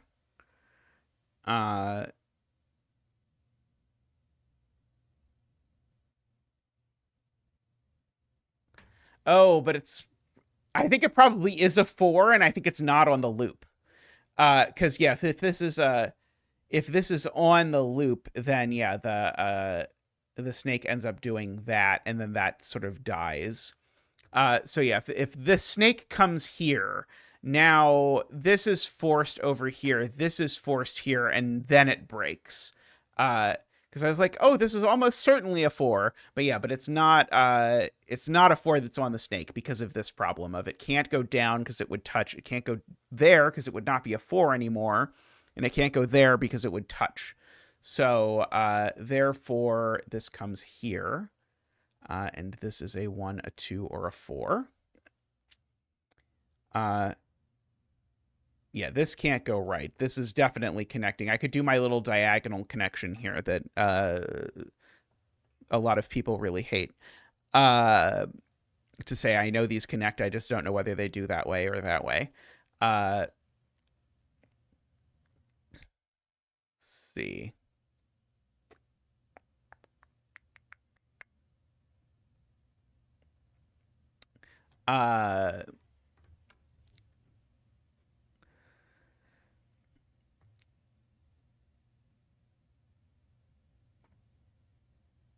Memrister loves the diagonal. Excellent.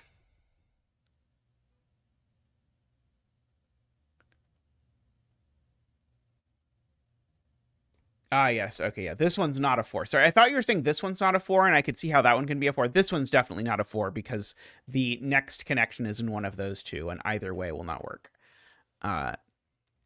Okay, maybe the diagonal connections are more popular than I had previously thought. So we can draw in the diagonal connection to appease everyone.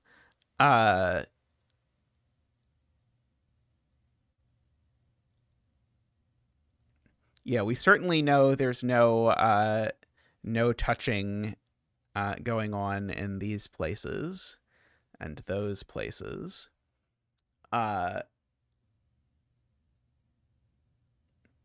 Screaming Ice Cube has a controversial opinion that there needs to be another 1-2 in column 2, which I feel like this really should have stood out like a long time ago. Like, how did I fill in this? But anyway, I filled in that, but same logic. This is a Zackwing on 1s and 2s. We sort of push 2 1-2s into this column, so this is also a 1 or a 2.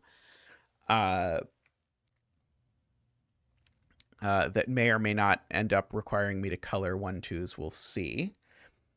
Let's see here. What else can we do?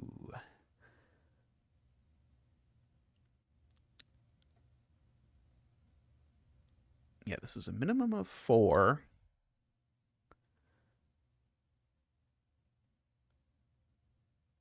Could be assorted other things. Yeah, like I can start like Xing these sorts of cells because definitely, and in fact, actually, I can X once I X those. I realize that now these can get X'd. This is all because of the sort of 2x2 shape would sort of force the snake to touch itself, and I'm doing that because I'm being more aggressive about what this cell is, because it now is a minimum of 4, but it now is a maximum of 4, 5, 6. So it's only a 4 or 6 now. Funny German whisper number. I don't have a Sneck visits every box rule, do I? Let's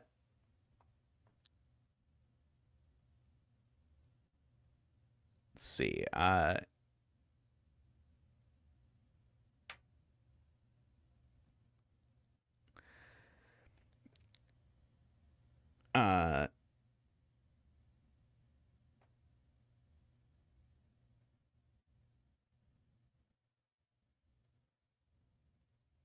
Yeah, okay. So yeah, if I do this, I know I said I wasn't going to do this, but I think we're almost done with the snake, so now I'm gonna start just randomly filling in X's in places that are Xable, because it makes clear things like Paul Fly's point that this is what Paul Fly has called a choke point. We have to go through here or we disconnect our lovely little sneck. And we would not want to do that unless it was a real sneck, in which case we would definitely want to disconnect it. I'm sorry to hear that pause. And we know we get a like gray line here. For sure.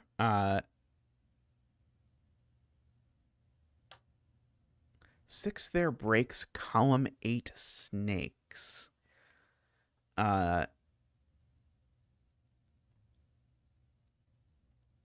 That would be a snake. And these two would be snake. That creates multiple ends. That's a problem. Because if this cell is snake, remember that means this cell isn't snake. So, sleep well, pause. I hope you feel better. Because yeah, as soon as this is snake, this isn't because of the 1-2 pair. And now, so if the snake goes through here, it can't go through here anymore, because this is the end of the snake. And so going through here would be bad. So this just can't be a 6. It is a 4.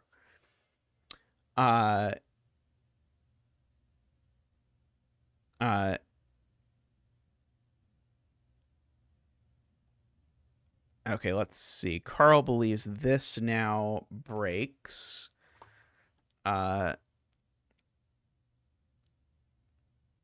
Breaks what? Oh,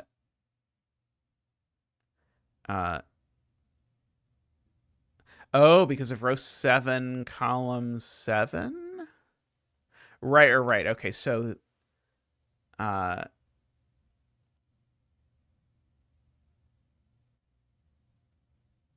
would I have to visit row 7, column 7?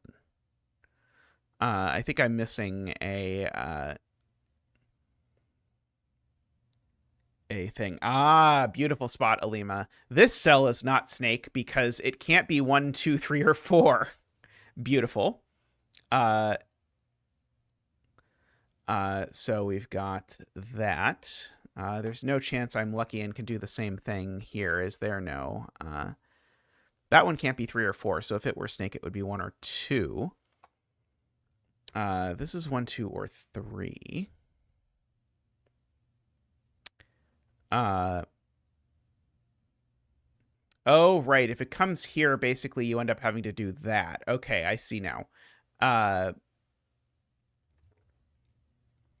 So, yeah, the snake sort of coming out through here. Now, in order that I come here, I have to go straight up. I have no choices because of that. Okay, and then that breaks because this would be a 4 with 2 9s in the column. So it has to actually do that. Okay, I believe that. And so that makes this a 2 and a 1, and a 2 and a 1. And the 2 means that this end of the snick does that. Oh, by the way, this is a 2, and that's a 1. Okay, this 2... I guess these are from 7, 8, 9 now. Maybe that's not worth writing in. It's possible. Okay.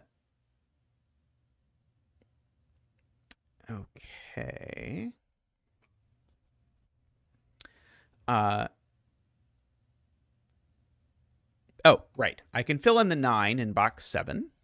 That is definitely a thing that I can do, which makes that an 8 and that a 9.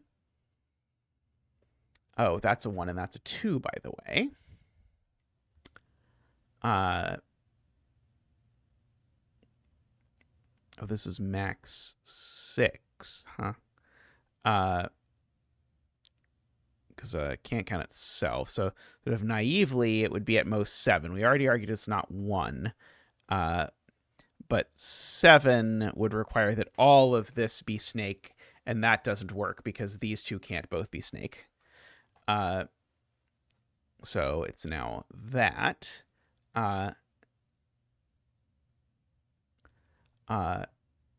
Okay, so now...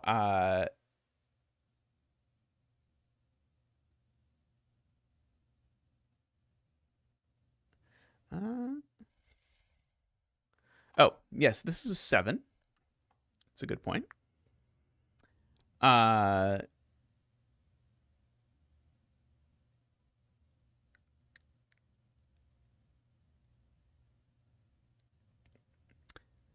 Okay, so right, so this would be a 6. So yeah, this line definitely can't go here because this would now be a 6 as the last high digit that it's allowed to be.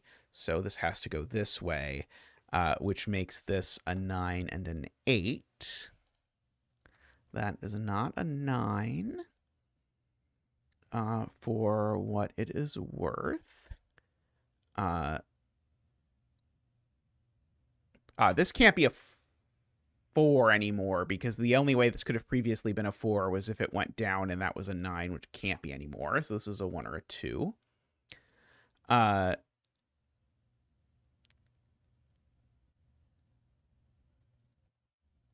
Right. This certainly can't enter this cell.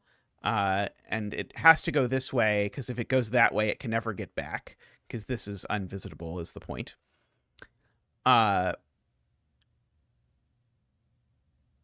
Actually, am I 100% sure of that?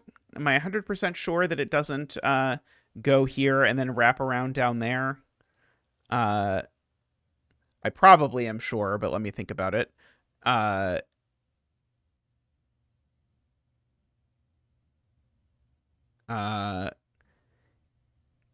Yes, this cell would be nothing, right? This cell's unvisited because there are no low digits left in the row is a good way to put it.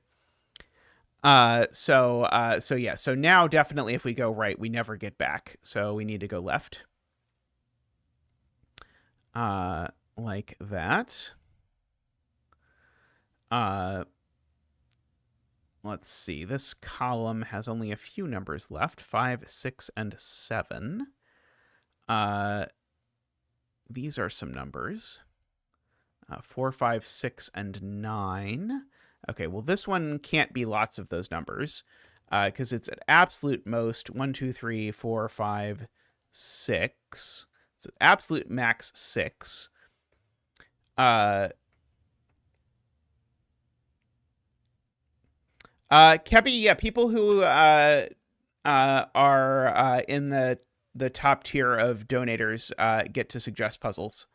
The turbines. I think you can read about it in the YouTube membership information if you are interested. Let's see. 9 in box 1. Why can I not find box 1? That is a good question. This is the 9 in box 1. Thank you.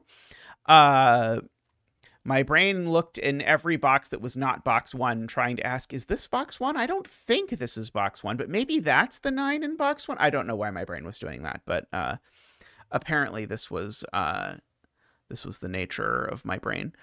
It is always something. Yeah, box 1 is usually the top left, but maybe today it is feeling a little different. I do not know. One of these is something low. Let's see.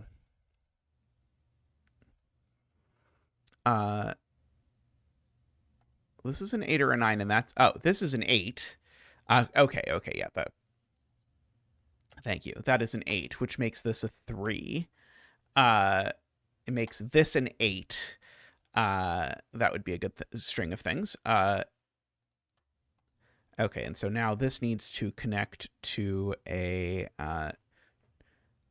1, 2, or 3. Well, that can't be any of those things. So the 8 cannot connect to that. It can't go up. So this is a 1, 2, or 3.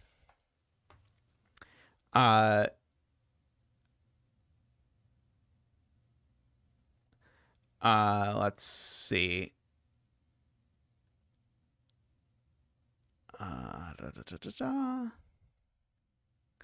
8 is just placed in this box.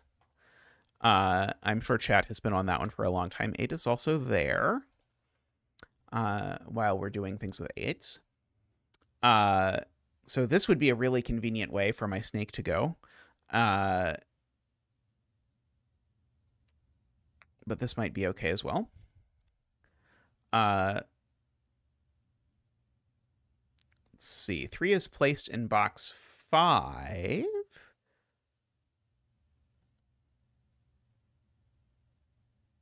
How do I know which of these is a 3?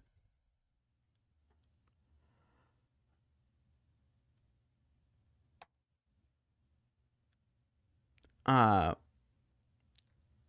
4 in box 8. 4 in box 8. That's sweet. Okay, that's very helpful. Because now it makes that a 4, which does immediately make this a 1, 2 pair. Because remember, those are down here.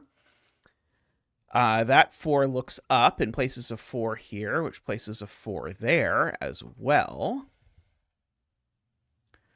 Okay, and so now remember, this currently sees 3, 4. It needs at least one more now, which means that this has to come back in this direction.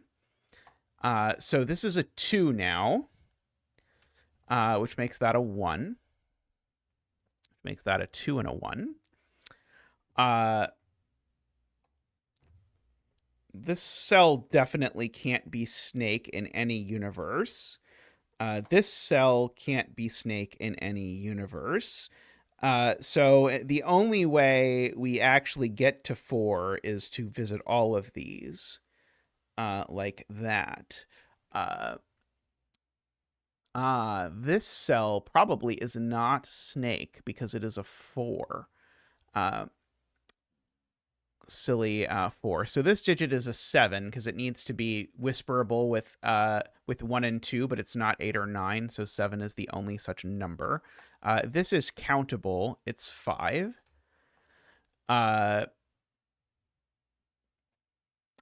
Oh, did Tristan not update the link, Dorlier?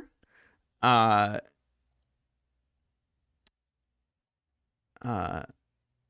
let's see.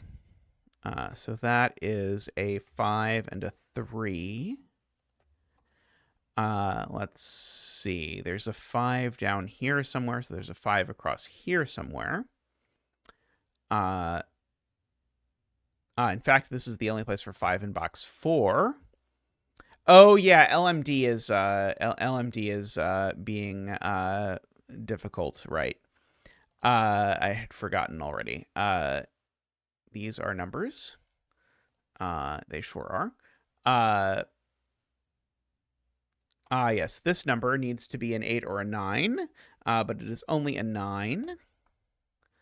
That is a good spot from many in chat. Let's see.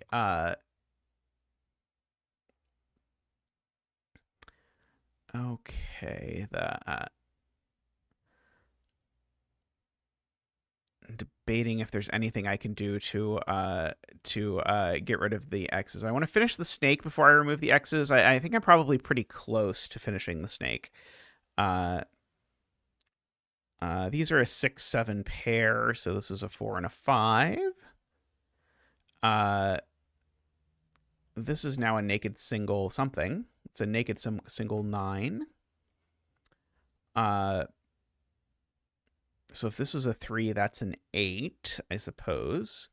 This actually places the 9 in this box, actually, believe it or not. So this is a triple. Oh, in fact, that is an 8 and a 5, 6. Well, that's a little bit unfortunate. This is a triple of 5, 6, and 7. Let's see. We can probably get some more sudoku done. We do know there's a 9 in one of these two cells. It's either there or there.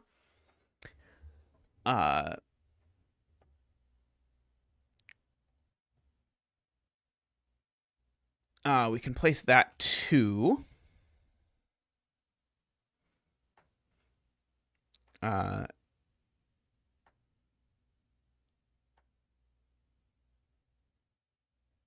Was a 4, but it's not on the snake, right? Because if the snake comes here, then we'd need a 9 next to it, and we certainly can't use that one. So the snake comes here, which makes this 1 or 3. Could either go there or there. This is if this is on the thing, it is 6 or 7. Oh, there's a 4 here. Yes. Okay, that is a good point. So there's only one thing down here. So the 4 clue does finish the snake. So it tells me that this digit is a 6 is a 7 because it can't be a 6. It's a 6, an 8, and a 9.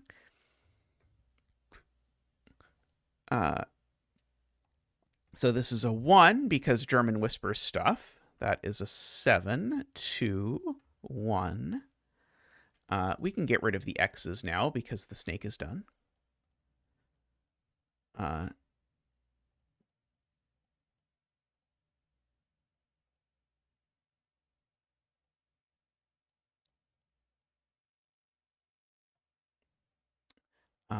These aren't 7. They're a 4, 6 pair. In fact, that is the 6, and that's the 7. 7 and the 6. Not the puzzles.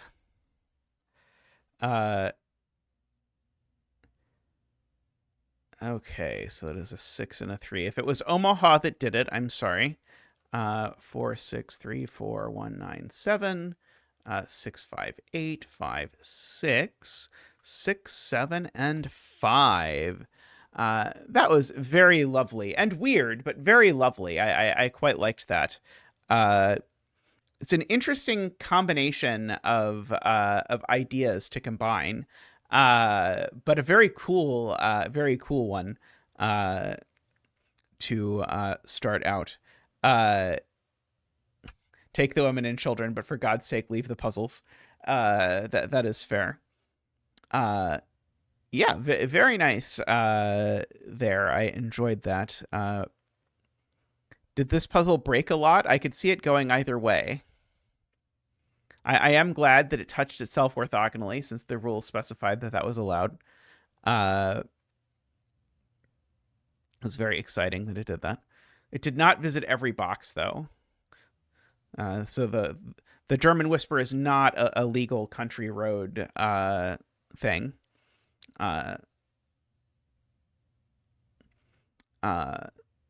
Alrighty, I am going to take a quick break, and I'll be back in a moment with another puzzle. So see everyone in just a bit.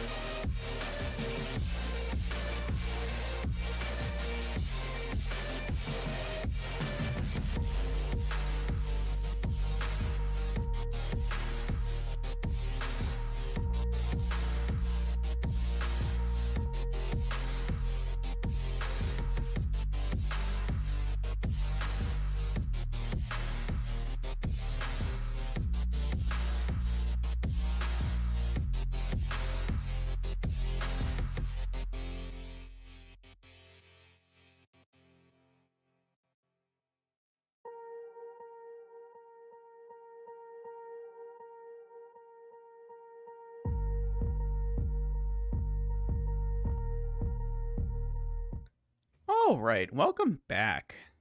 We're going to do the occasional skyscraper puzzle. So this is a skyscraper killer puzzle, which I don't know that I've done that combo before. So the killer part is the sum of these three digits is 7, and the sum of these three digits is 6, for example. And you can't repeat digits in cages, so I cannot, under any circumstances, do that, even though 3 plus 1 plus 3 is 7. The skyscraper one is a little bit weird to explain, but if I just sort of throw down a string of digits in a random order for this row, I'll explain what it means. 3 and whatever the missing one is. Nope, they're all there. So skyscraper clues have a direction. And so it all has to do with imagining. So you could imagine you stand here and that you're looking in this direction. And so, of course, like if you imagine, so it's called a skyscraper because you're meant to picture these are buildings. So you see this building because it's right in front of your face. You see this building because you can see over the two because this is taller. That's basically the idea. But then you can't see this, so goes the lore of skyscrapers because it's behind a 7-high building and it's only 6 high. So you can't see that because you can't see that. You can't see that. They're all blocked by the 7. But then you can see the 9 because it stands tall over the city. And then now the 9 just blocks everything else. And so what a skyscraper clue does is it tells you if you stand on that side how many buildings you can see. So if there were a skyscraper clue here, it would be a 3 because there are 3 yellow buildings. If I did this from the other side, it would work out differently, note, because I would see the 8, then I couldn't see those. I would see the 9, and then I'd see nothing else. And so over here, if there were a skyscraper clue, it would be a 2. So that is the way of the skyscraper. So now there are some common killer combinations. So 3-cell 6 cages have to be 1, 2, 3, and 3-cell 7 cages have to be 1, 2, 4. And if we look at this row now, we've got a 1, 2, 3, 4 quadruple in which the 3 is on this side and the 4 is on this side. So that 3 being in one of those cells tells me that's not a 3, and the 4 being in one of those 2 cells tells me that's not a 4. So we get a 1, 2 pair down in a row with no clues, which is fantastic. So we have that. Now, I do think it is interesting to think about 8 and 9 in this row, because an 8, as you saw in the example, an 8 blocks all but the 9. So I can't put an 8 even here. I could maybe put an 8 here. An 8 here is okay, right? If I... No, an 8 here is not okay because these two numbers, let me actually just fill this in, actually. This will make this easier. I'm never seeing these from this side, right? Because these are lower now than these. So an 8 here even doesn't work. So these can't be 8 or 9. So these are an 8-9 pair, actually, is what happens. But the 8-9 here combines with the 7 cage. Oh, wait, sorry. Did I miscount? I miscounted, didn't I? I still miscounted. No. Yeah, Emma is right. It's still true that these can't be 9, but sorry. I did my thing of forgetting to count. So 1, 2, 3, 4 would work for fine. So that is actually okay. All right. Anywho, so we have that. I do know this is not an 8, by the way. So we have that. But this digit we now know, right? Because this is a 9 cage without 1, 2, 3. So this has got to be 4, 5. So that is a 5 and 4. In fact, actually, this is 5 distinct digits that add to 15. So you know it's 1, 2, 3, 4, 5. So that is a 5 and a 4. And we can do our 5 dance. Ba-doop-ba-doop. Wah. Ba-doop-ba-doop. Wah. Ba-doop-ba-doop. Wee.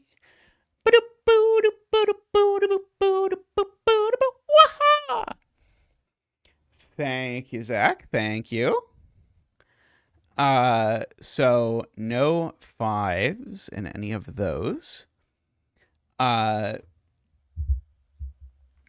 Okay. Let's see. Is chat going to tell me that I know what a 3-cell 7 cage without a 4 is, or a 3-cell 21 cage without a 4 is? No, I do not.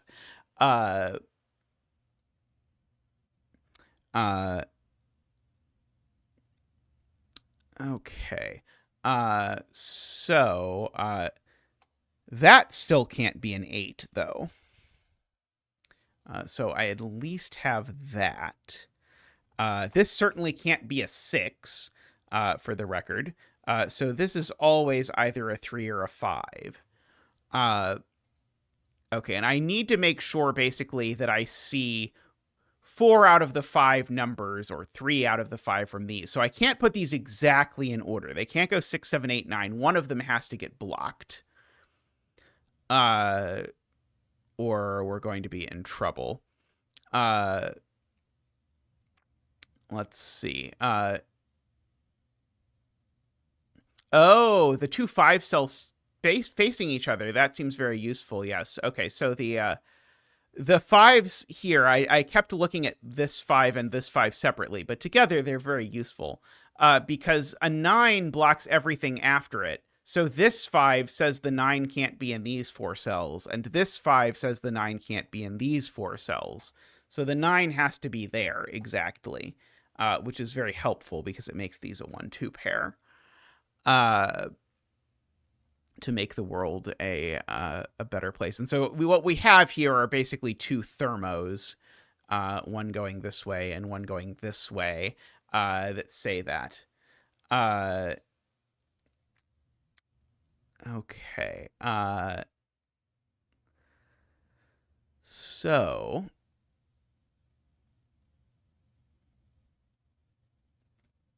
I can't fit a 1 or a 2 in a 21 cage, is Screaming Ice Cube's point. And so by sudoku, these are a hidden 1-2 pair.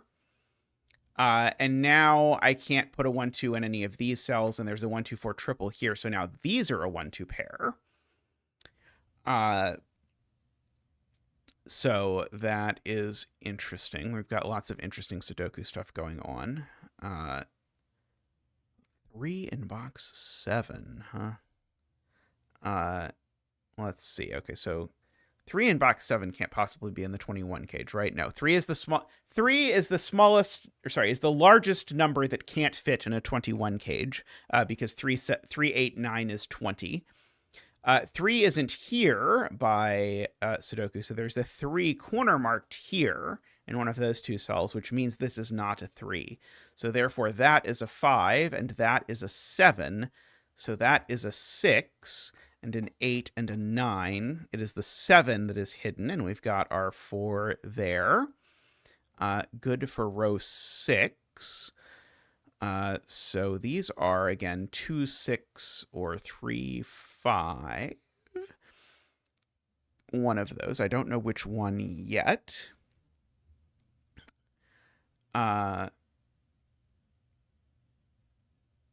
Oh, okay, what can this be? So this number is at most 5, is Mekti's point, because of the previous statement. There have to be, between it and the numbers bigger than it, there have to be at least 5 numbers. So this is at most a 5, but it's not a 1, a 2, a 4, or a 5. So therefore it can only be a 3.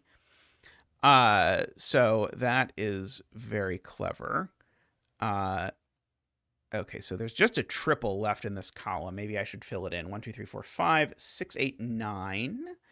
I have a suspicion I know which of those numbers goes here. So that is a 6 and that is a 2. That's a 1 and a 2. That is not a 2 or a 6 or a 6 or a 2. Those are a 1-4 pair, actually. So we can fill these in. 1, 2, we need a 3. We've got a 4. We need a 5. We've got 6, 7, and we need an 8. Okay. All right. So I like the point that Ron says, which is actually, if I think about it, thinking about this 5 clue, I've seen the 3. I need to see 4 more digits, and the last digit I see is always the 9. So that means the 9 is definitely in this box. So that actually dictates that this is in fact a 5, 7, 9 cage exactly. So now we know what these digits are. They're 4, 6, and 8. So that is a 4, 6 in the middle. Now, where is the 8 going to be in this row? Can't be there, because that's the second to last thing I see. So that's the 8. And so now I'm going to see the 3, the 8, and the 9, and I need to see 2 more things. I have to see the 4 and the 6, so I have to make those the 4 and the 6, which actually has sorted out those, conveniently enough. Actually, even more. 3, 2, 3, 2, 1, 1, 2, 4, 2, 3,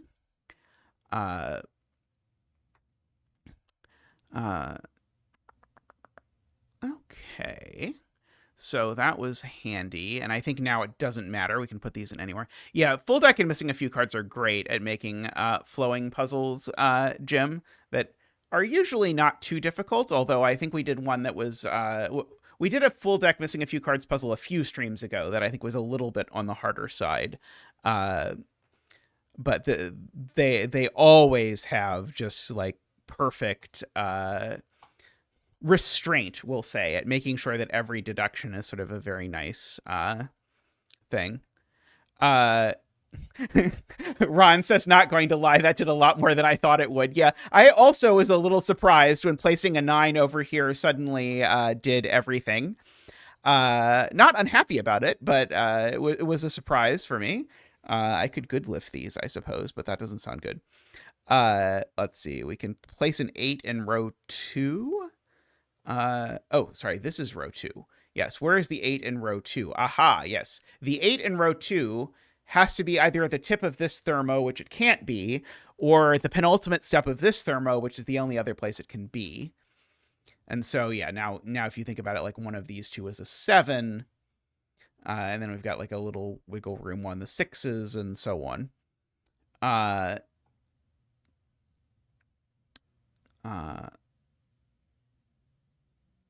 See. Yes. 9, is not in any of these places. And it's not in any of these places by Sudoku. So Sayori points out that's a 9 just by some combo of skyscraper Sudoku. Okay, let's see. There's a 1 up in one of these cells, which doesn't seem super helpful. One of these I should just record for my own sake that one of those is a 9. Laura pointing out that the numbers left in this column are 6, 7, 8, and 9. That one's not a 9. That one's not a 6. That one's not an 8. And this one's not a 7 or a 9 either, actually, if you look at the cage. So that's a 6. Hey, Missing! I hope you're doing well. Is there a collective noun or for the two of you? Are you like the card folk or the decks or something? The fact that the two names connect, but there's not sort of an easy way to refer to the collective. Let's see.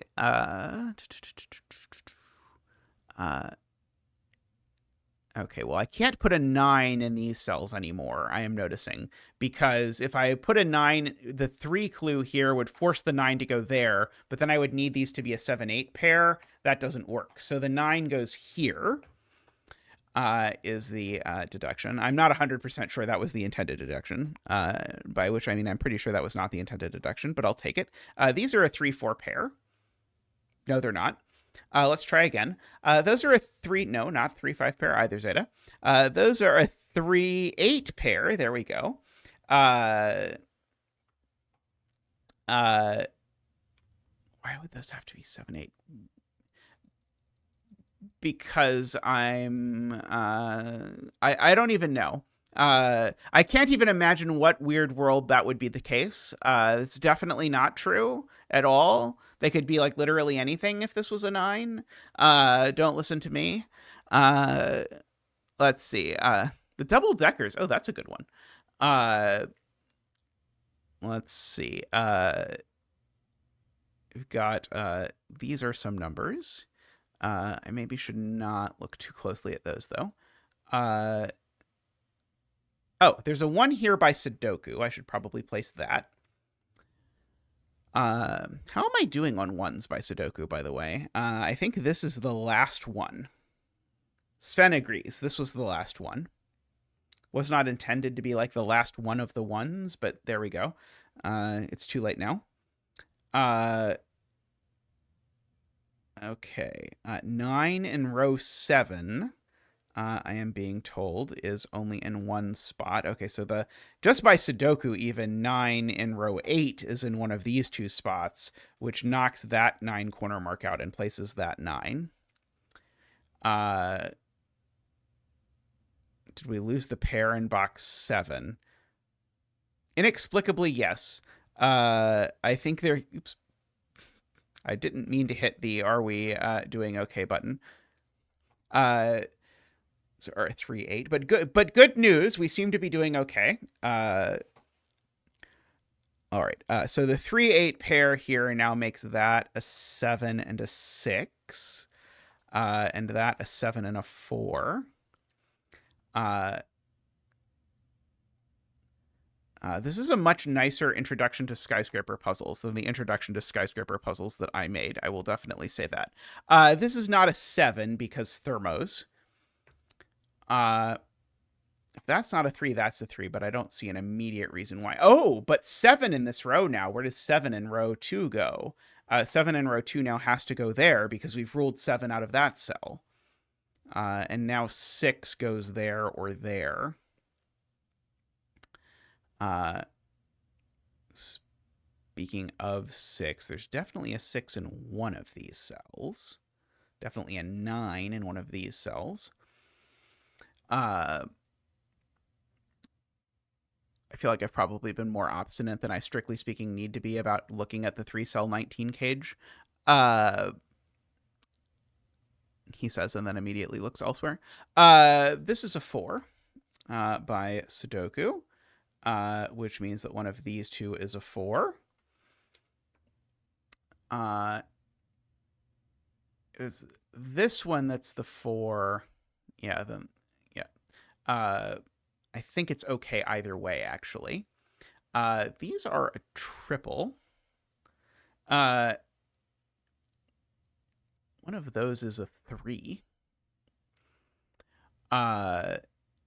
Let's see. 3, 2, 6. So one of these is a 6. That doesn't... I should look at the 3 clue in column 6. Oh, there's a 3 clue in column 6. Thank you. Yes, this makes the 9 not go there. Because that would definitely make this a 2. There we go. Thank you. These are a 3-5 pair now.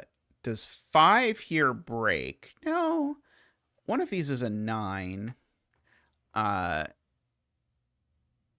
the other's a 7, because these are... That's a 3-5-6 triple. Okay. If this goes 7 and then 9, then I need this to be a 3. If it goes 9 and then 7, then I need it to be a 5.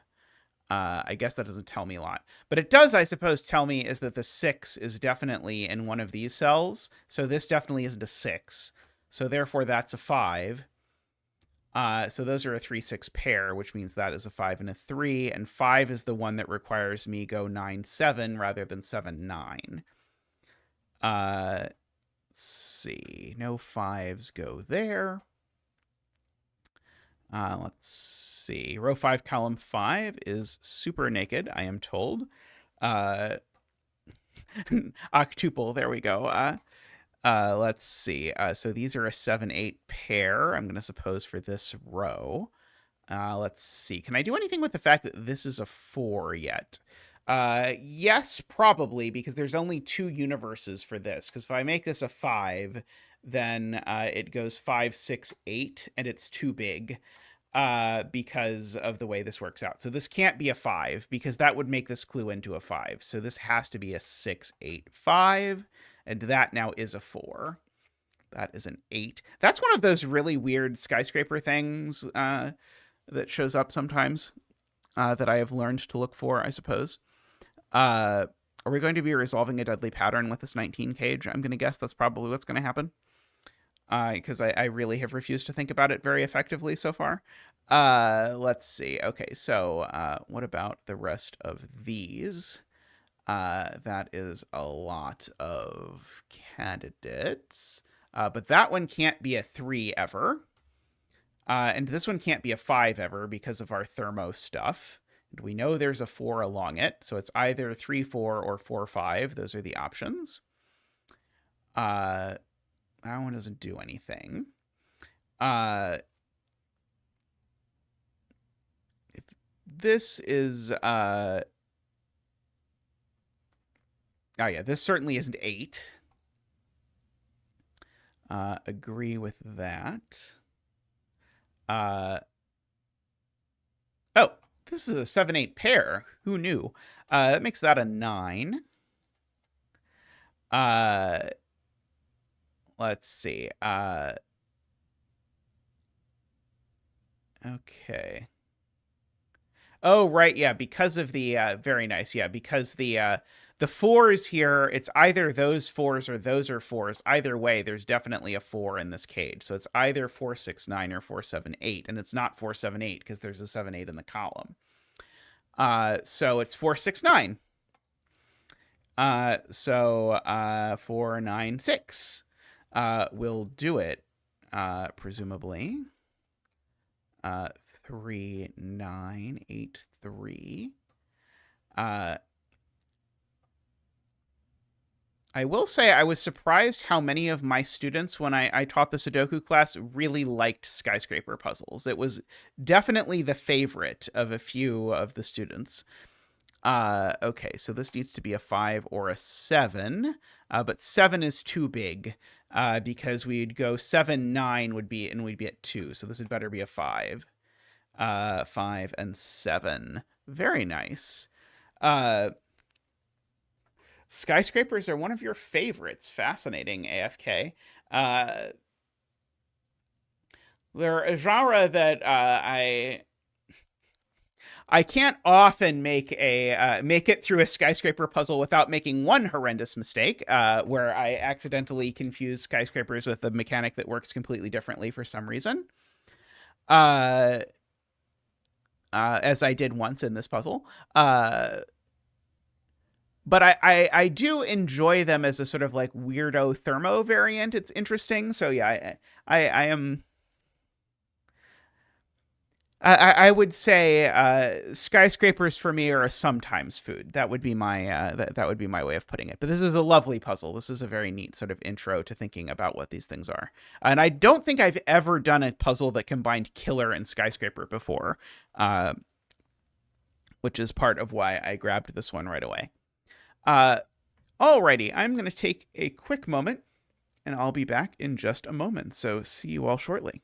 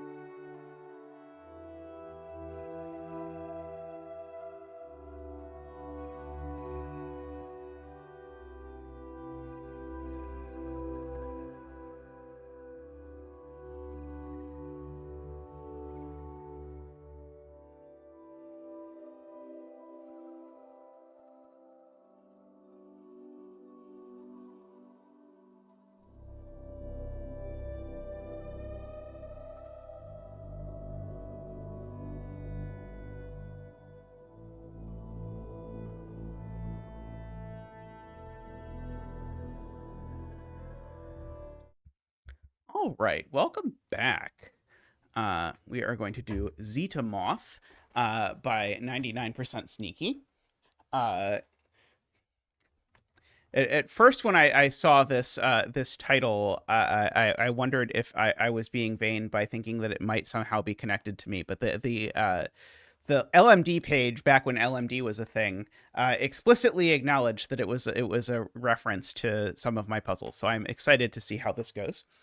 Uh, uh, I'm interested. So yeah. So before we start this puzzle, AFK was saying that that they believed that skyscraper clues were one of the top 7 outer clues, and I was trying to think in my head, like, can I even name 7 outer clues? And the answer is I'm not sure, and there aren't a whole lot of outer clue types that I like. Like, I think I might list sandwich as my favorite outer clue. I'm trying to think if I'm missing something. J-sums are a good choice. Yeah, J-sums aren't quite Sudoku, but I do like J-sums, although, like, they're a little bit messy and inesthetic. But there are things I like about them. Like, Little Killer is an outside clue, but I think someone in chat said they actually like Little Killer, which was a first for me. See, like, numbered rooms are definitely my favorite indexing constraint. I'm not a big indexing fan, as you might know. Yeah, X sums are fine. I feel like X sums are, like, for me, X sums are very much in the, like, begrudgingly playable category of things. Let's see. We like, oh, full rank. Okay, well, skyscraper definitely ranks above full rank. We can definitely do that. If I were doing this, parody party, that's true. Parody party is a good choice. I don't know what Rossini is, so I don't know if it counts. Anyway, while people invent additional outside clues, I suppose we can look at this puzzle. So we have normal Sudoku rules: digits separated by a V, sum to 5; digits separated by an X, sum to 10. Digits along thermos must increase from the bulb end to the tip. Digits in cages sum to the small number printed in the corner. Each string of 3 digits along a peach and tropic line must contain 1 low digit, 1 medium digit, and 1 high digit. Oh, you wanted to publish a Rossini today, but then LMD was down all day, so you couldn't? Is that what happened, Fuchsia?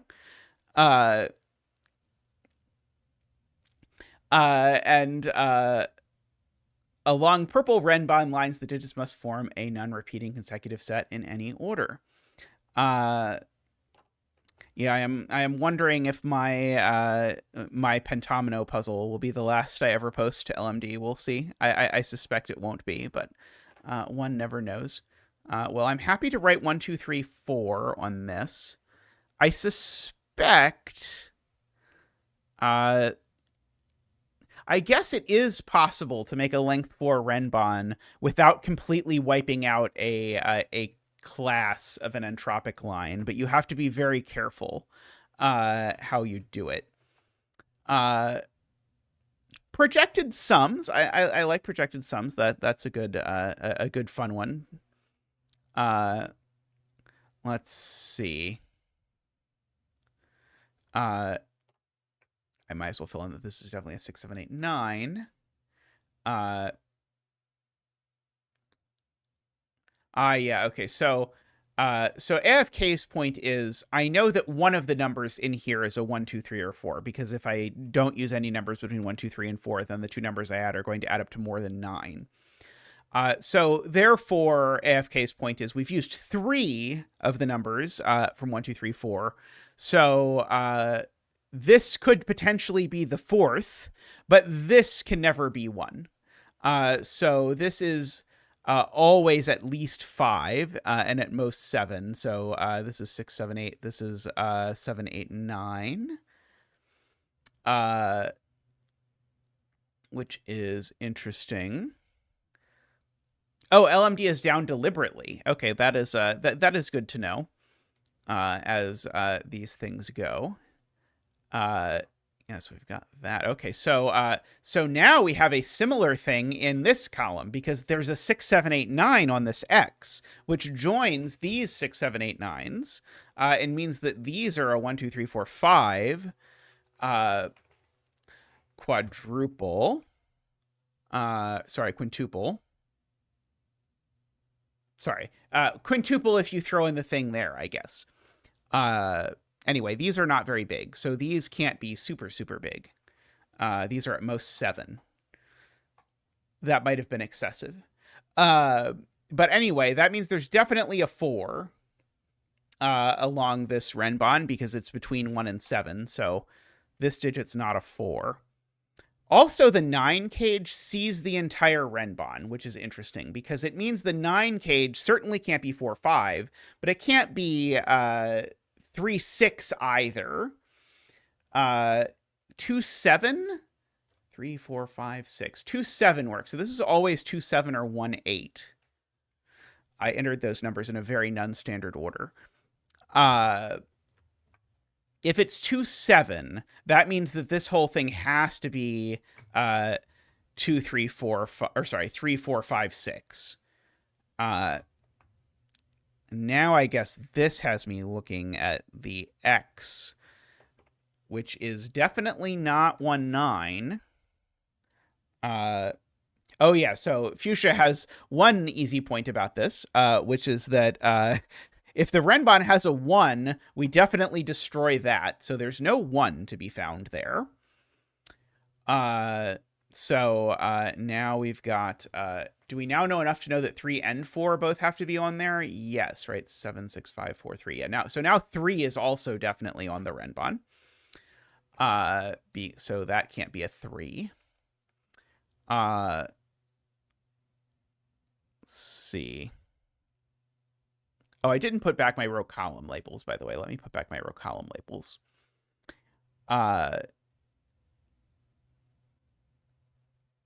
Oh, 7, 6, 5, 4. In my mind, when I counted 4 digits, I went 7, 6, 5, 4, 3, which did not work out well for me.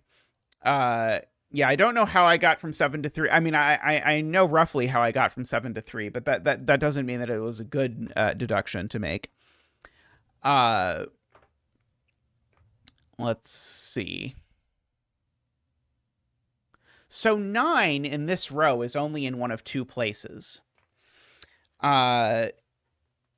Because I can't put it on the X.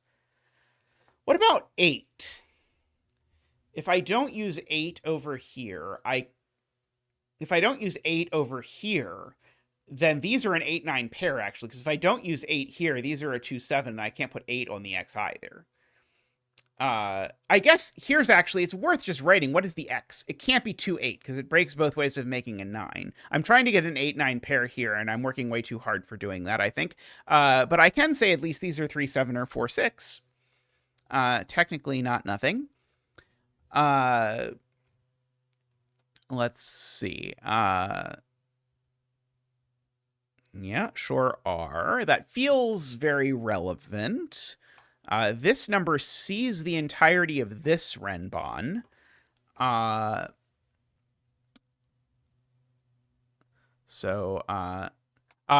Ron's pointing out this can't be a 5 because if this is a 5, I rule 5 off of this Renbon, which makes it 1, 2, 3. Oh, wait. Sorry, I was saying something nonsensical. No, it can't be a 5 because it would be 1, 2, 3, 4, and we said it can't be 1, 2, 3, 4. So the thing it actually has to have when it is a 5, right? Is that the point that I miscounted when I did this? 2, 3, 4, 5. Yeah, it is. It has to have a 5 in addition to a 4. So this is not a 5. I do like nonsense. So a little bit of nonsense now is good. Okay, so there's a 1, 2, 3 here. There's a 1, 2, 3 here.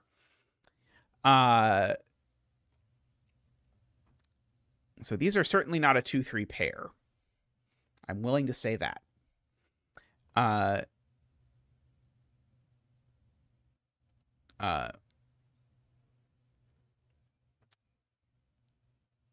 Okay. Yes. So uh, the problem Ambrose has identified is that you can't make a length 4 Renbon without a 4 or a 6. And if you don't have a 3 or a 7, you can't make a length 4 Renbon either. So in both instances of the world, one of these digits needs to be on the Renbon, and it's certainly not that one. So this is catch-upable. And so we know that this is that 3, 4, 6, 7.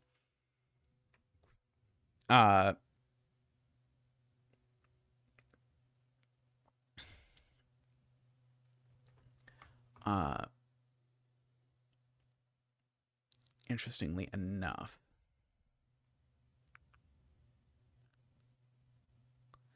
And so this Renbon has no 1.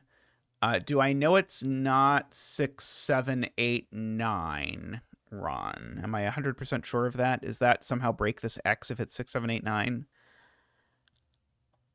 I don't think so, because that one could go there.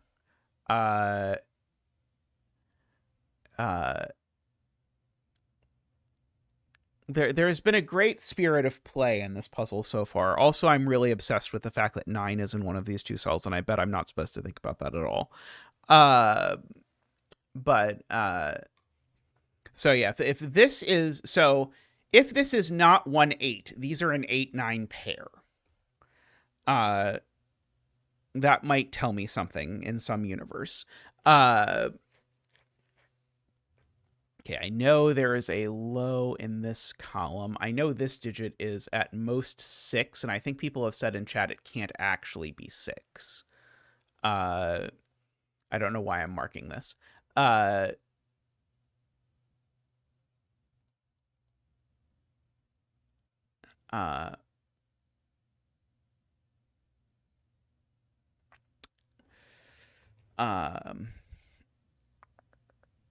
This is one of each. Oh, yes, it would definitely kill row 1, column 3, right. If this is a 6, these will be 6, 7, 8, 9, and that will see that cell. That's no good. I can't do that anymore. Okay, so if this is not a 5, I don't think that actually tells me anything, does it?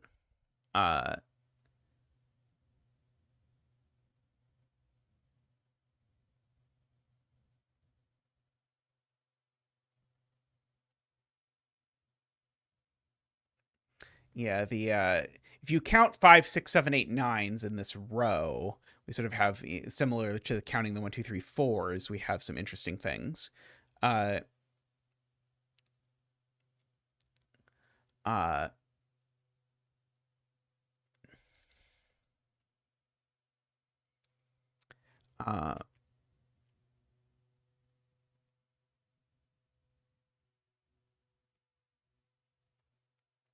Okay, yeah, right. So this has the last high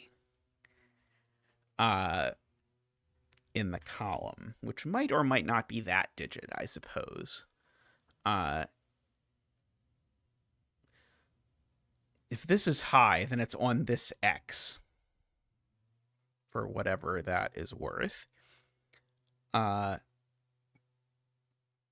I mean, I don't know why wouldn't just immediately mark these as 1, 2, 3, 4, 5, 6, because, like, again, I have some interesting stuff going with 8, 9s in this column. I can put one of them there. The others have to go in those spaces. If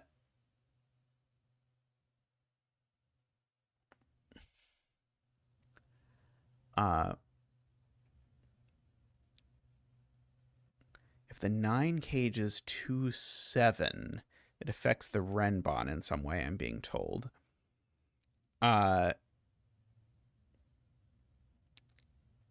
These two are the same, and these two are the same, for what it's worth.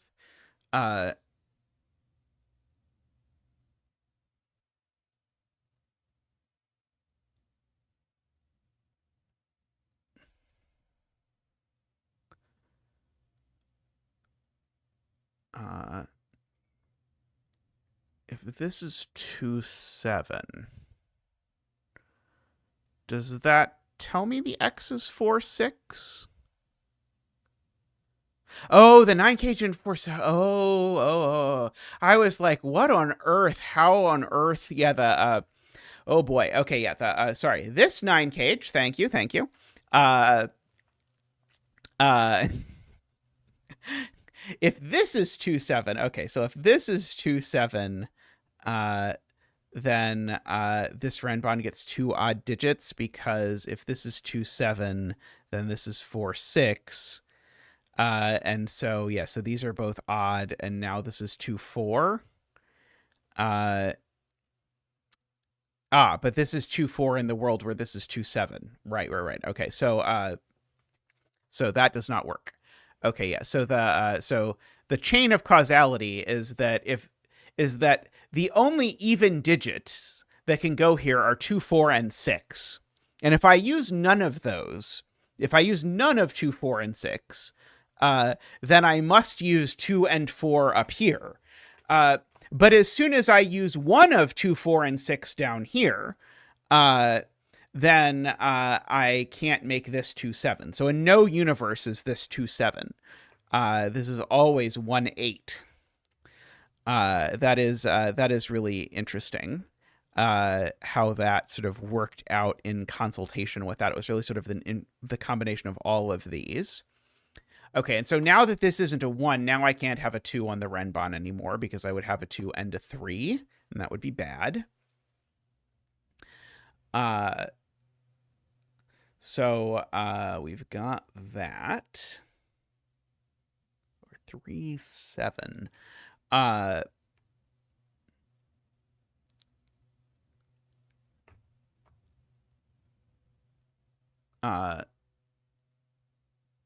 Yeah, so now 6 is on the renbon, right? Because if 6 isn't on the renbon, it would be a 3, 4, 5 renbon.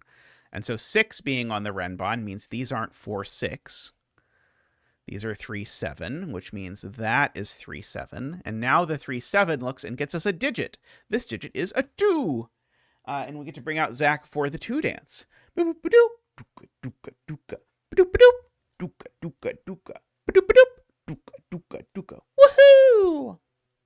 Woohoo! Thank you, Zach. Thank you. It has been too long since I set a nonsense puzzle with a bunch of different constraints in it.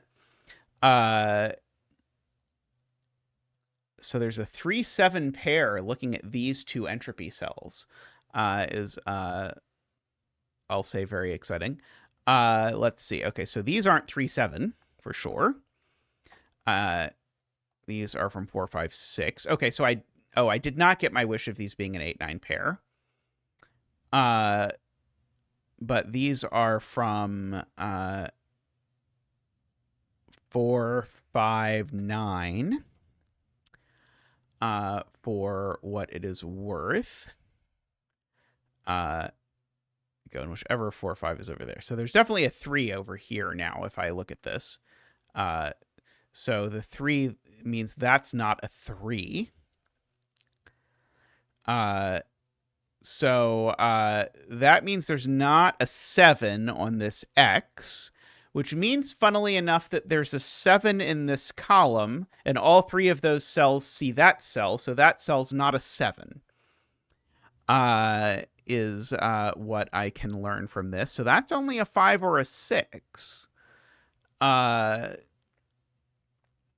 So we have that.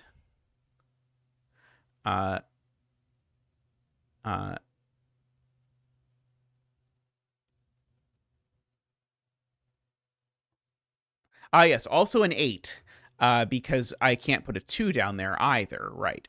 So this can only now be 1, 9. Oh no, it's 1, 9 or 4, 6. And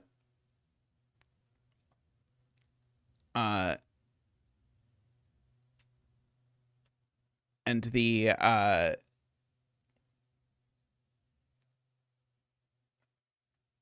I'm trying to understand this virtual triple that people are talking about in column. Oh, because this isn't column 4. That's the problem.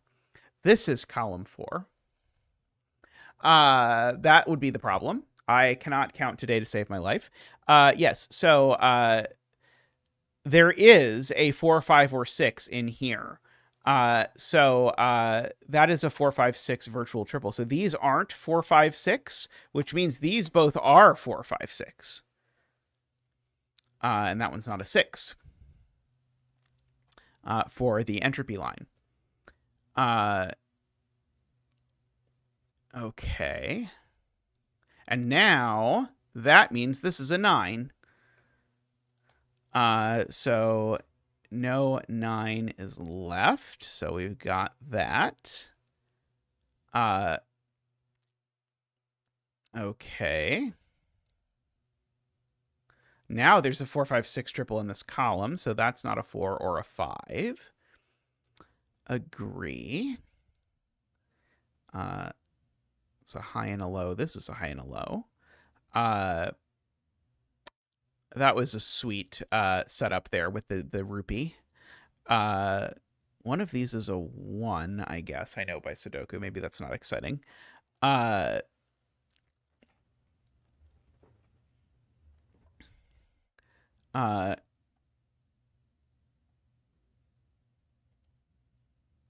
If red circle is 3, now this 4 or 5 breaks the Renbon, because very nicely, Carl points out, because if this is 3 now, now my Renbon is capped at 4, but I can't do that.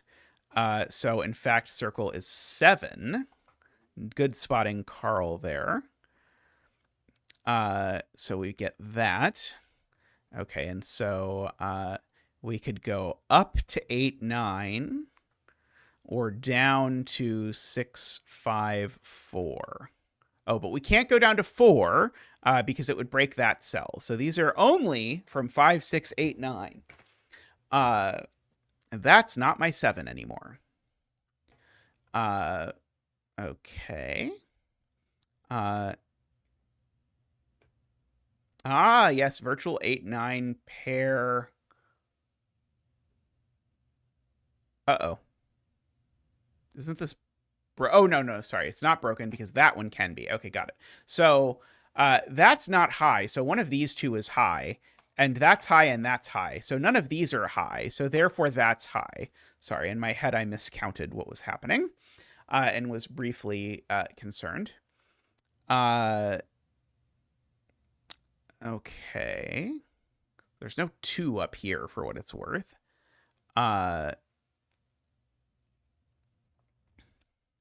So the 2 is either there or in there, because now we actually have our real 1, 2, 3, 4 virtual quadruple. Our real virtual quadruple. I realized I did just say that.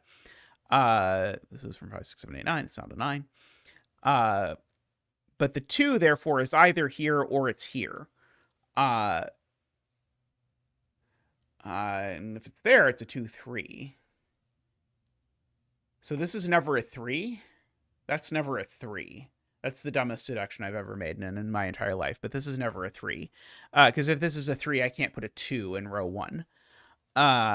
Because I can't put it on the V, and I can't put it in this cage because there's a 7.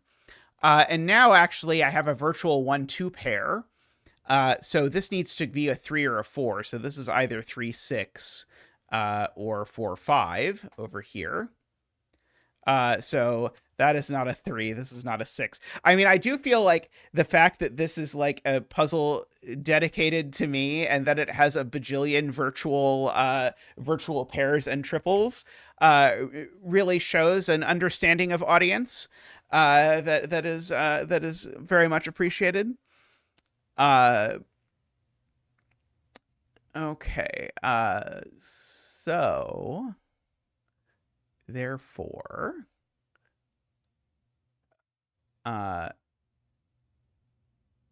okay, virtual 5, 6 pair in row 1, right? There's a 5 or a 6 here and a 5 or a 6 here. Very good. So no 5, 6 here, no 6 here. So if there's no 6 there, that's not a 4. That's not a 1. So very good. Okay.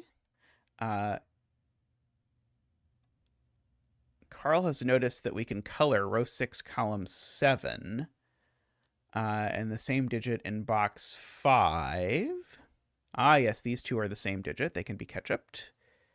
And then that digit also goes there because it's also on the renbon. That's really cool. And so therefore it's not a 3, so that is a 3. Neato.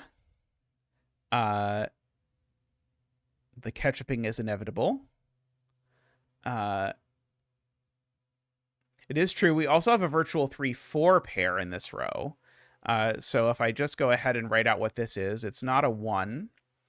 It's not a 2, 3, or 4 because, as I noted, there's a because there's a virtual 1, 2 pair and a virtual 3, 4 pair in this row. It's not a 7.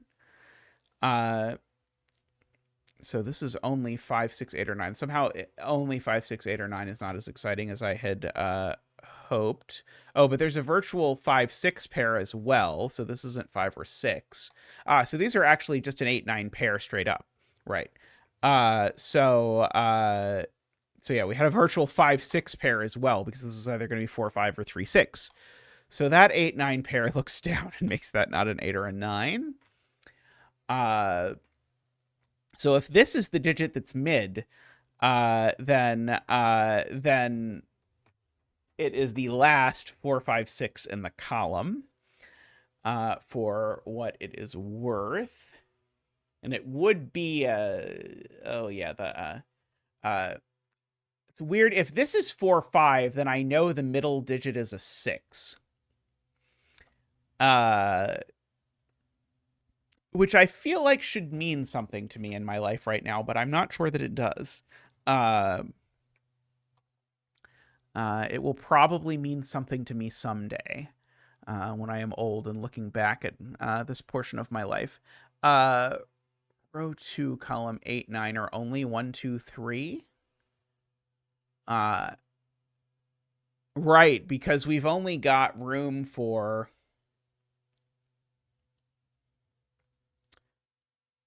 Couldn't I put a 4, 5, or 6 there as well? Depending on exactly what I do with the 9 cage? Because I know I put 1, 1, 2, 3 down here, but I can put the 3 there. If this is 4, 5, these would be 1, 2, 3. Let's see.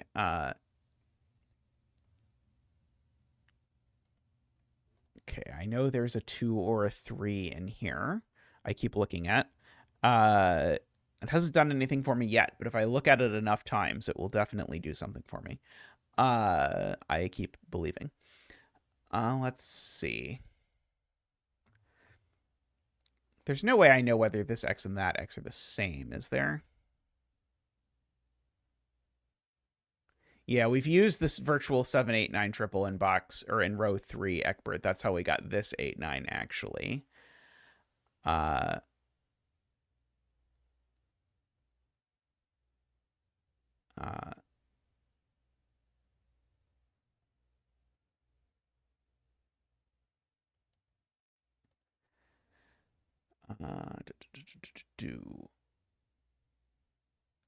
Yeah, I don't quite know how the 8, 9s here line up with that, though.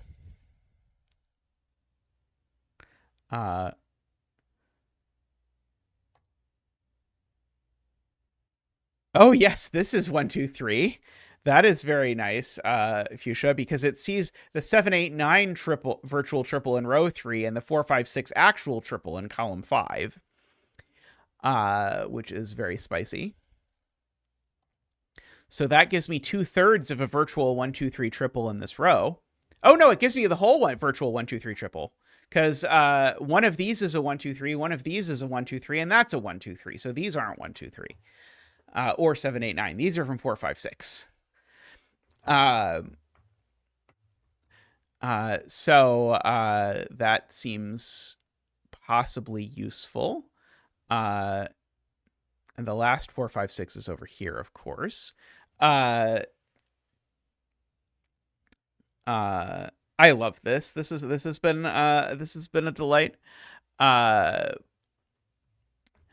Let's see. Okay, there's a 7 on one of the lines in box 9. I agree there is a 7 on one of the lines in box 9. I don't quite feel like I know what to do with that yet, but it seems like the sort of thing that could potentially be useful. Let's see. Let's see. One of these is high, so I do have a virtual 789 triple in this column. For what it is worth. So so I might as well fill in that these digits are all from 1, 2, 3, 4, 5, 6. I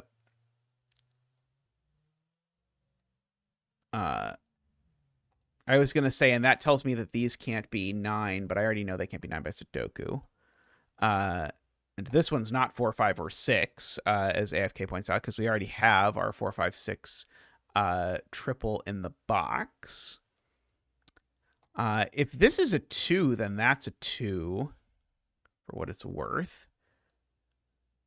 Yeah, sadly, the no 8, 9 on the bottom Renbon doesn't do anything. I mean, I guess it tells me there's a 4 in one of these cells. The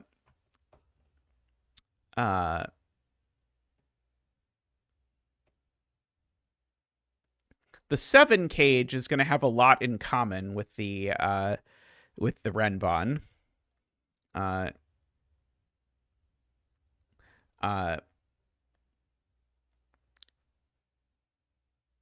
Which I'm curious about. But I don't quite know what to do with it. So if it's 7, it's 7, 6, 5, 4, 3. No, that's too many digits. 7, 6, 5, 4. I'm trying to figure out if that breaks anything between these various things, which are greedy and want some 4, 5, 6s of their own.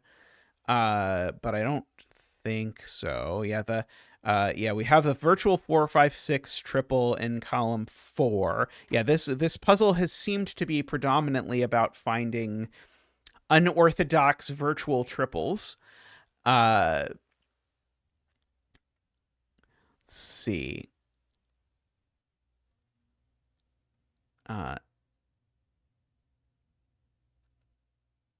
Yeah, these two cells, or in fact, these 3 cells, all see most of this Renbon.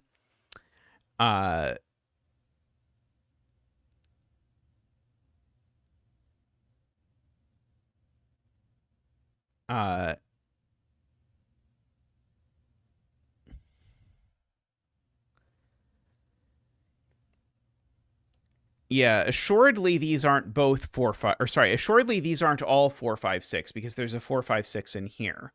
So at most 2 of these are 4, 5, 6s. 0 of these are 4, 5, 6s. And so Carl's point is, therefore, this is definitely a 4, 5, 6, which I agree, which creates a 4, 5, 6 triple looking at this cell, meaning this cell can't be a 6. And guaranteeing that one of these is a 4.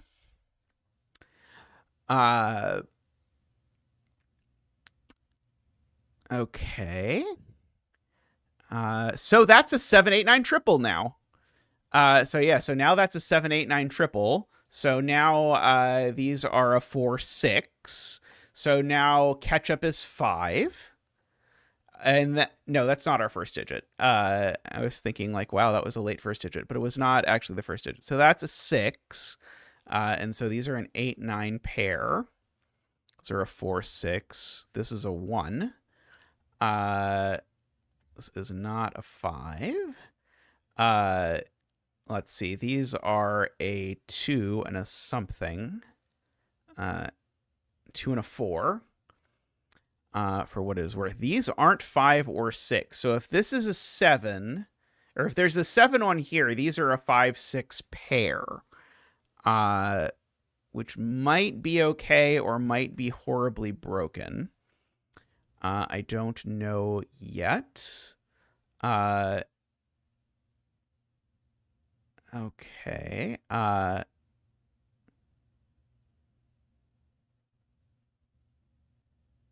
If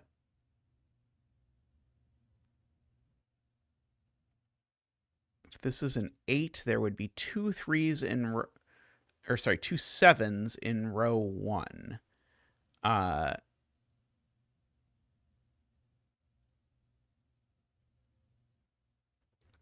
Let me make sure I can try and understand exactly what's happening with that, because I've got the smattering of 89s. Because if this is an 8, the point is it simultaneously makes that a 7, but this being an 8 also makes that a 7. I was thinking there was going to be some way I could phrase that would be useful, but I don't know that I can quite. I guess these can't both be 8 is the way to say it. And so these can't both be 8 because it would break this 8-9 pair. And since these can't both be 8, that means at least one of them is a 7. That means this digit definitely isn't 7, which means this digit's 7.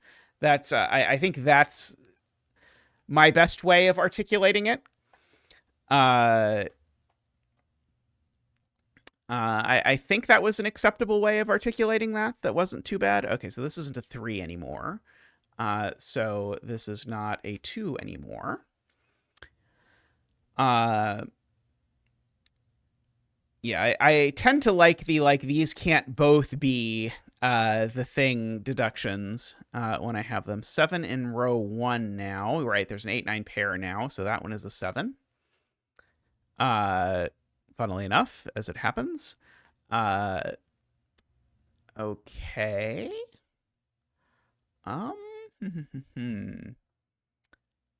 This is such a delightfully strange puzzle.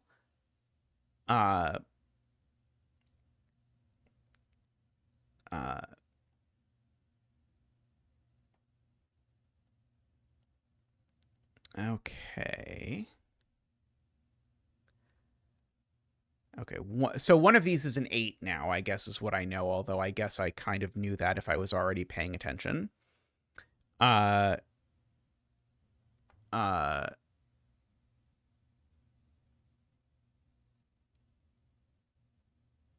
yeah, ignoring the solver tool is like the best way to make good puzzles.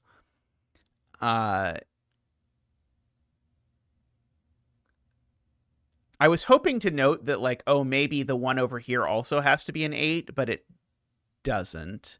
So I don't quite know what to do with the fact that I need an 8 here. Row 3, column 7 is not... so it can be 2, 3, 4. It can't be 5 or 6 because the virtual 4, 5, 6... and it can't be 8, 7, 8, or 9 because of that. So this is always 2, 3, or 4.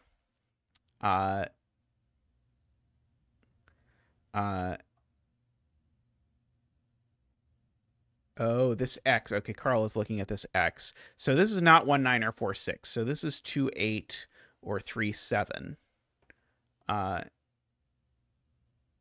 the virtual 4, 5, 6 was wrong. Oh, but the column has a 5 and a 6. Sorry, yeah, there's not a virtual 4, 5, 6. Sorry, I misremembered what the virtual thingies were. But you're right. But there's a 5, 6 there. So we've got this. So if this is 2, 8, of course this is 1. If this is 3, 7, then that's a 4 and that's a 1. So this is a 1 in both universes, is Carl's point. I can't believe Carl spotted that. But yeah, this being 2, 8 makes this a 1, and this being 3, 7 makes that a 1, which makes this a 1. So this is always a 1 and an 8 regardless. Perfectly normal and human spot. Let's see. Okay, so there's definitely an 8 in this column for whatever it's worth.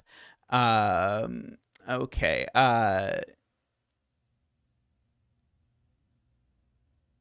Let's see. Okay, not a whole lot to say about those. This can't be a middle digit. If it's a high, so if I just like mark this, I guess I can look at it. So I guess the only middle digit it could plausibly be is 4. But if it's 4, that breaks for reasons, which are as follows. I will eventually figure out. I don't know, though. I don't actually know why this can't be. I believe you, but I don't quite see why this can't be a 4. Uh, uh, uh,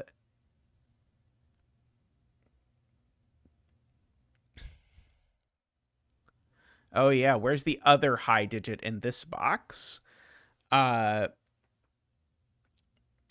because that's a high and that's a low, or that's a high and a low in some order. And so the other high has to go there. So that makes that an 8, 9. So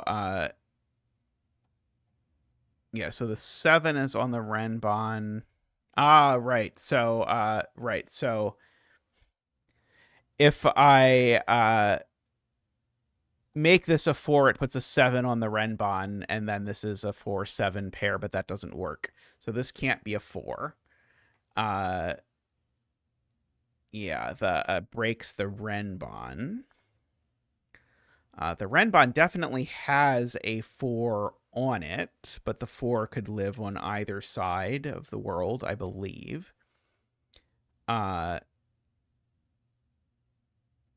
the 4 sort of matches up with this. I guess I know this isn't 3-4 because the Renbon has a 4 on it. I should have seen this a long time ago. If the Renbon has a 4 on it, I can't put a third 4 in row 8 and 9. So this isn't 3-4. This is 1, 2, 5, 6, which then actually makes this a 5-6 virtual pair, which makes that a 4 and a 6, which makes that a 4. Yeah, that I should have caught before in an ideal world.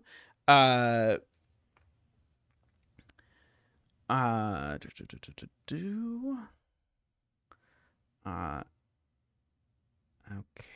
if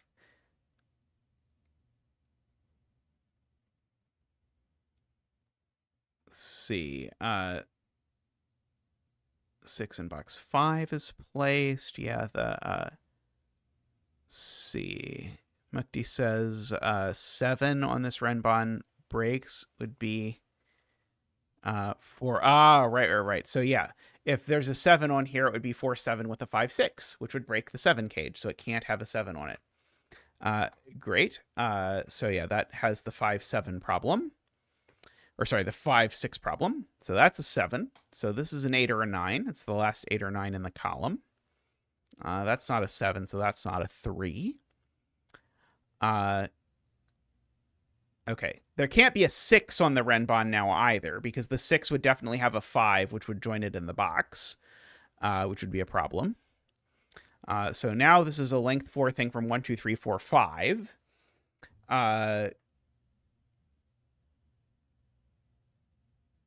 And so now there's a 1-5 virtual pair in this box.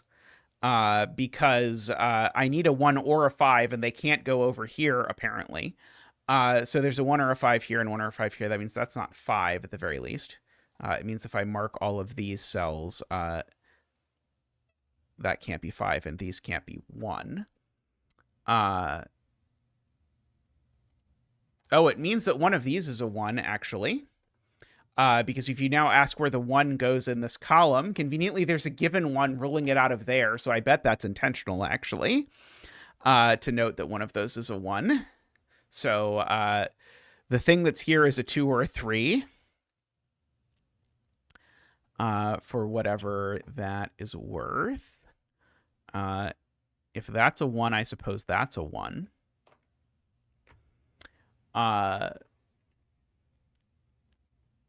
I do love me a virtual oople.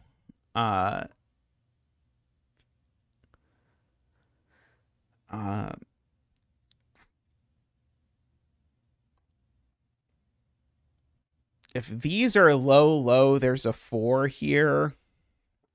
But if these are middle, I don't think that does anything exciting.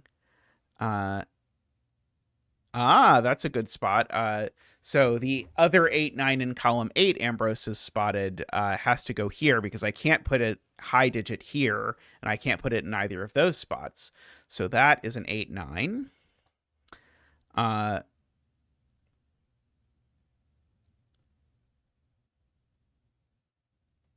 If this is a 9, it goes in one of these two cells. And if this is an 8, then this is a 2, 8. Is a bizarre reaction or a bizarre interaction, but seems to be true.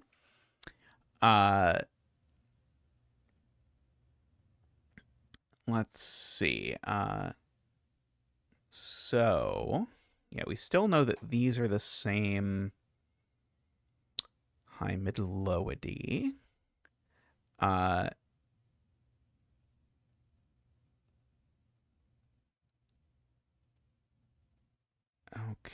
Okay.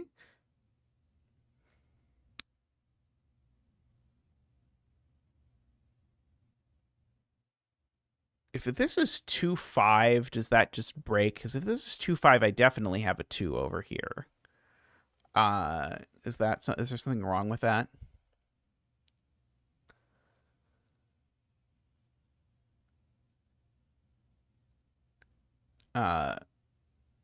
Oh, right. I know there's a 9 in one of these two cells, is Jennifer's point.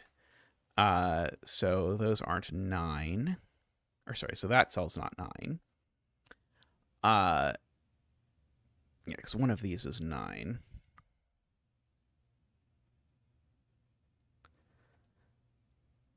Can't be 6 either. Yes, because of there's a virtual 5, 6 pair in the column too. I had not noticed there's a virtual 5, 6 pair in the column, but yes, agree. Sadly, there's an actual 5, 6 pair in the box, so I can't use the virtual pair for anything else yet. I've got almost a 2, 3, 8 triple.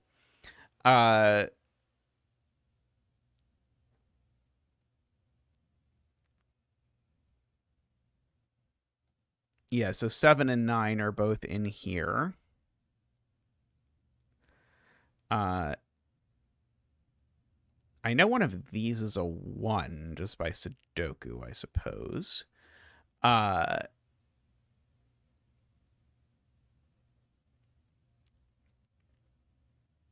trying to decide if there's something wrong with that being a 1.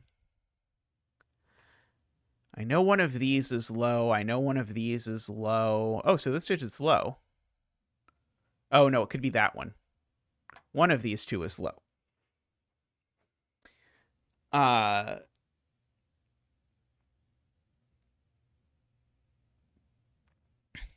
3 in box 2 points right. Yes, the 3 in box 2 is definitely down here. So this is definitely not a 3, which then sort of does some Sudoku stuff because now there's a 3 down here. So now there's not a 3 on this Renbon. For what that is worth. There's no 1, 2 here. These are 4, 5, and those are 2, 3. So if these are both low, they're now a 1, 2 pair. Would be the 2. That would be the 1.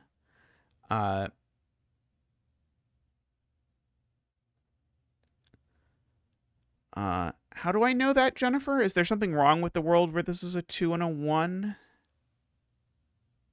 Would make this a 3, 4. Oh, no, oh, no, this would have to be a 2, 5 in that world. Because these can never be a 1, 2 pair because of that.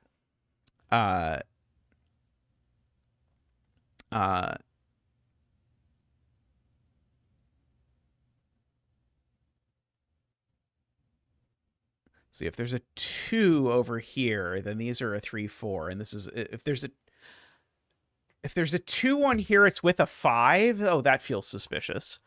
But overall, just weird. Sadly, if there's a 2 here, it's with a 5, which is the thing that does not break this. But if there's a 2 over here, I can't use the 1 because this has become 1, 6. And so now this whole thing has become 2, 3, 4, 5, but the 5 can only go here. So if there's a 2 here, it's with a 5. I'm trying to see if that tells me anything. But I'm not sure that it does. Let's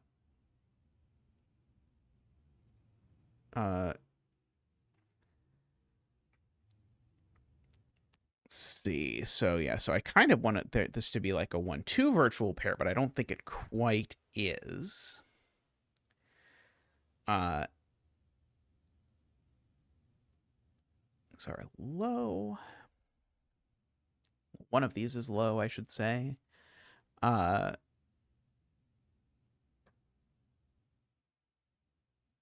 In fact, I know one of them is a 3, right? Didn't I say that already? What made me believe that? I remembered thinking one of these things had to be a 3, but I don't remember anymore which it was.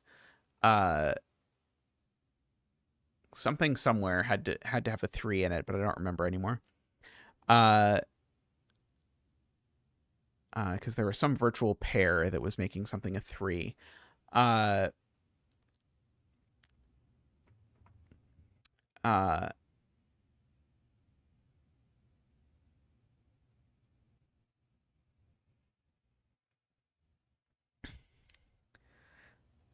is true. One of these is a 1. So the other's not a 2 or a 3 is the most ridiculous possible deduction. So so the 2 in this box is not here. The 2 in this box is either on the Renbon or it's up here because of the fact that 1 is locked into one of those 2 places. Boy, I'd love to use that. That would be cool.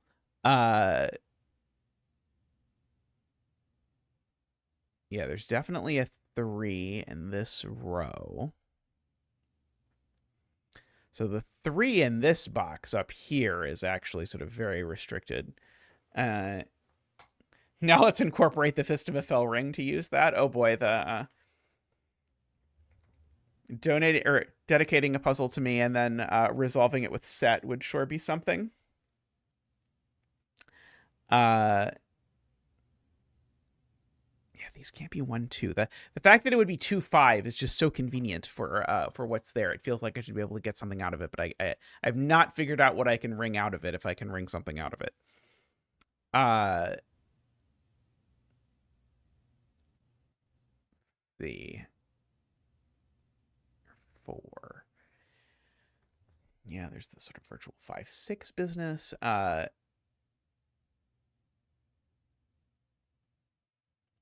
Can this be a 1? Would have to be a 1 with a 4? Does that break in some way? I mean, one thing I see that I like is it would make this able to be a 1, 4.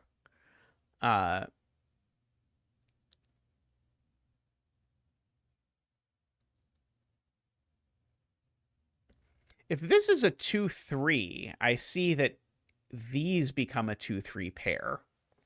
Because 2 and 3, if this is a 2, 3, 2 and 3 definitely go down here. So those would be a 2, 3 pair, and that would be a 1.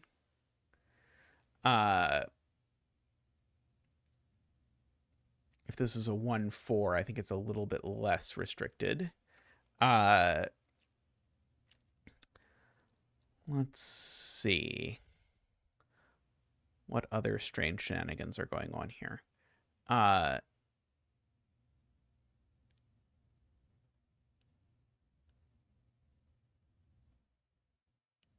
one of these 2 is a 7 or an 8, for what it's worth.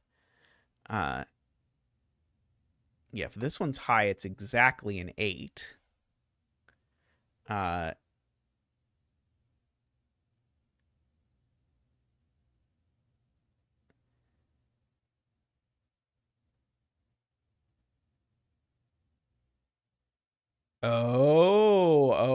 Eckbert is right. So yeah, so if this is a 2-3, the 2-3 go down here, they go over here, but now I've got a 2-3-4 triple, and a 2-3-4 triple breaks my 3-6 or 4-5. I can't use both 3 and 4 is the point.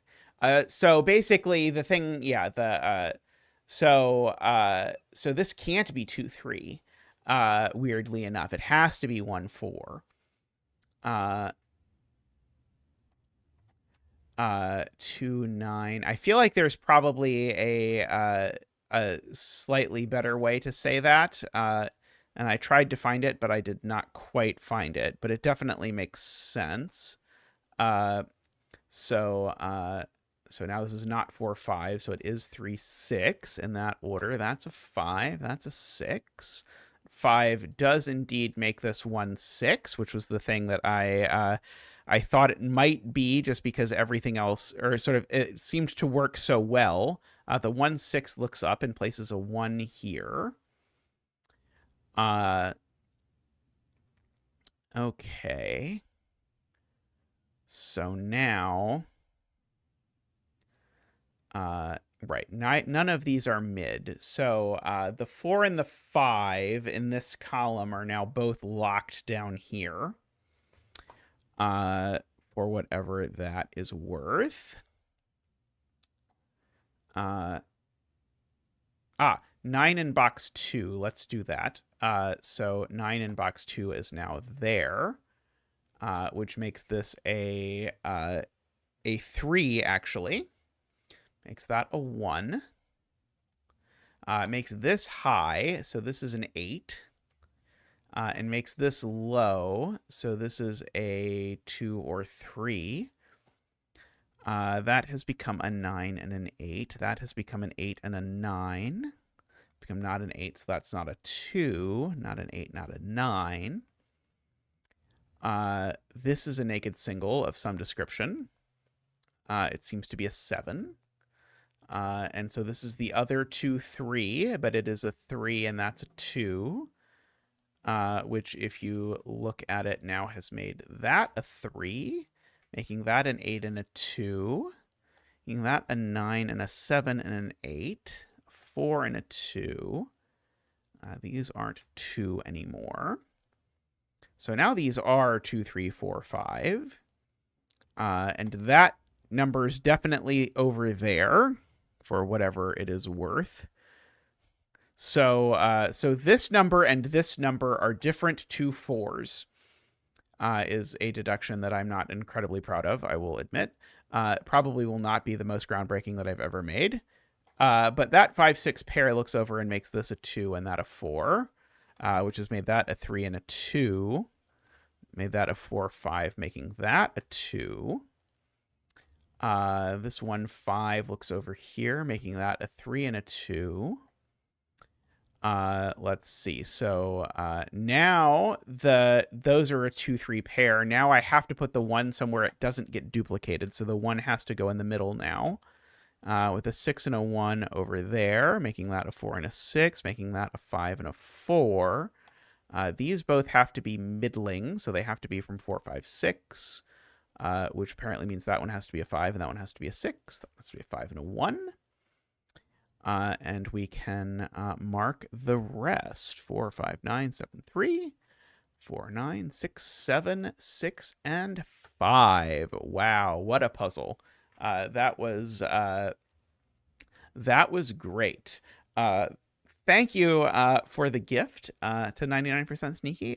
Very much enjoyed that. Was definitely, there were some tricky spots in there for sure, but it was a lot of fun, and it was definitely very well themed in terms of using the same sort of logic, but in slightly ever twisting ways, which is always a cool way to sort of give a puzzle an aesthetic. All right, I am going to wrap up stream there for the day. Thank you to everyone for hanging out. Is LMD back up yet? Whenever LMD comes back up, or if you really want it, I can just send it to you because I posted it in the zetamath Discord. My new puzzle is out, so I hope you will have a look at Omaha if you are so inclined towards country roads and pentominoes. But I will be back on Sunday with more streaming, so I hope to see you all then. Thank you to everyone for watching. Thank you to everyone who supports the stream. It really does mean a lot. I love seeing all the green names in chat. Zach loves seeing his adorable face popping up in with the emotes and everything. So thank you everyone very much for that. If you want to support the stream, you can always do that by clicking the join button down below. Or if you prefer, you can ask us. We have a Patreon and a Ko-fi if you want to make a one-time donation and don't want to give money to Google for whatever reason. So thank you so much. Last but not least, thank you to the Turbines, the people who donated at the top level: Daniel, David, Franco, Nell, Nordy, Plonktime, and DDX. Thank you so much to everyone. I'll see you all next time. Thanks for watching. Bye for now.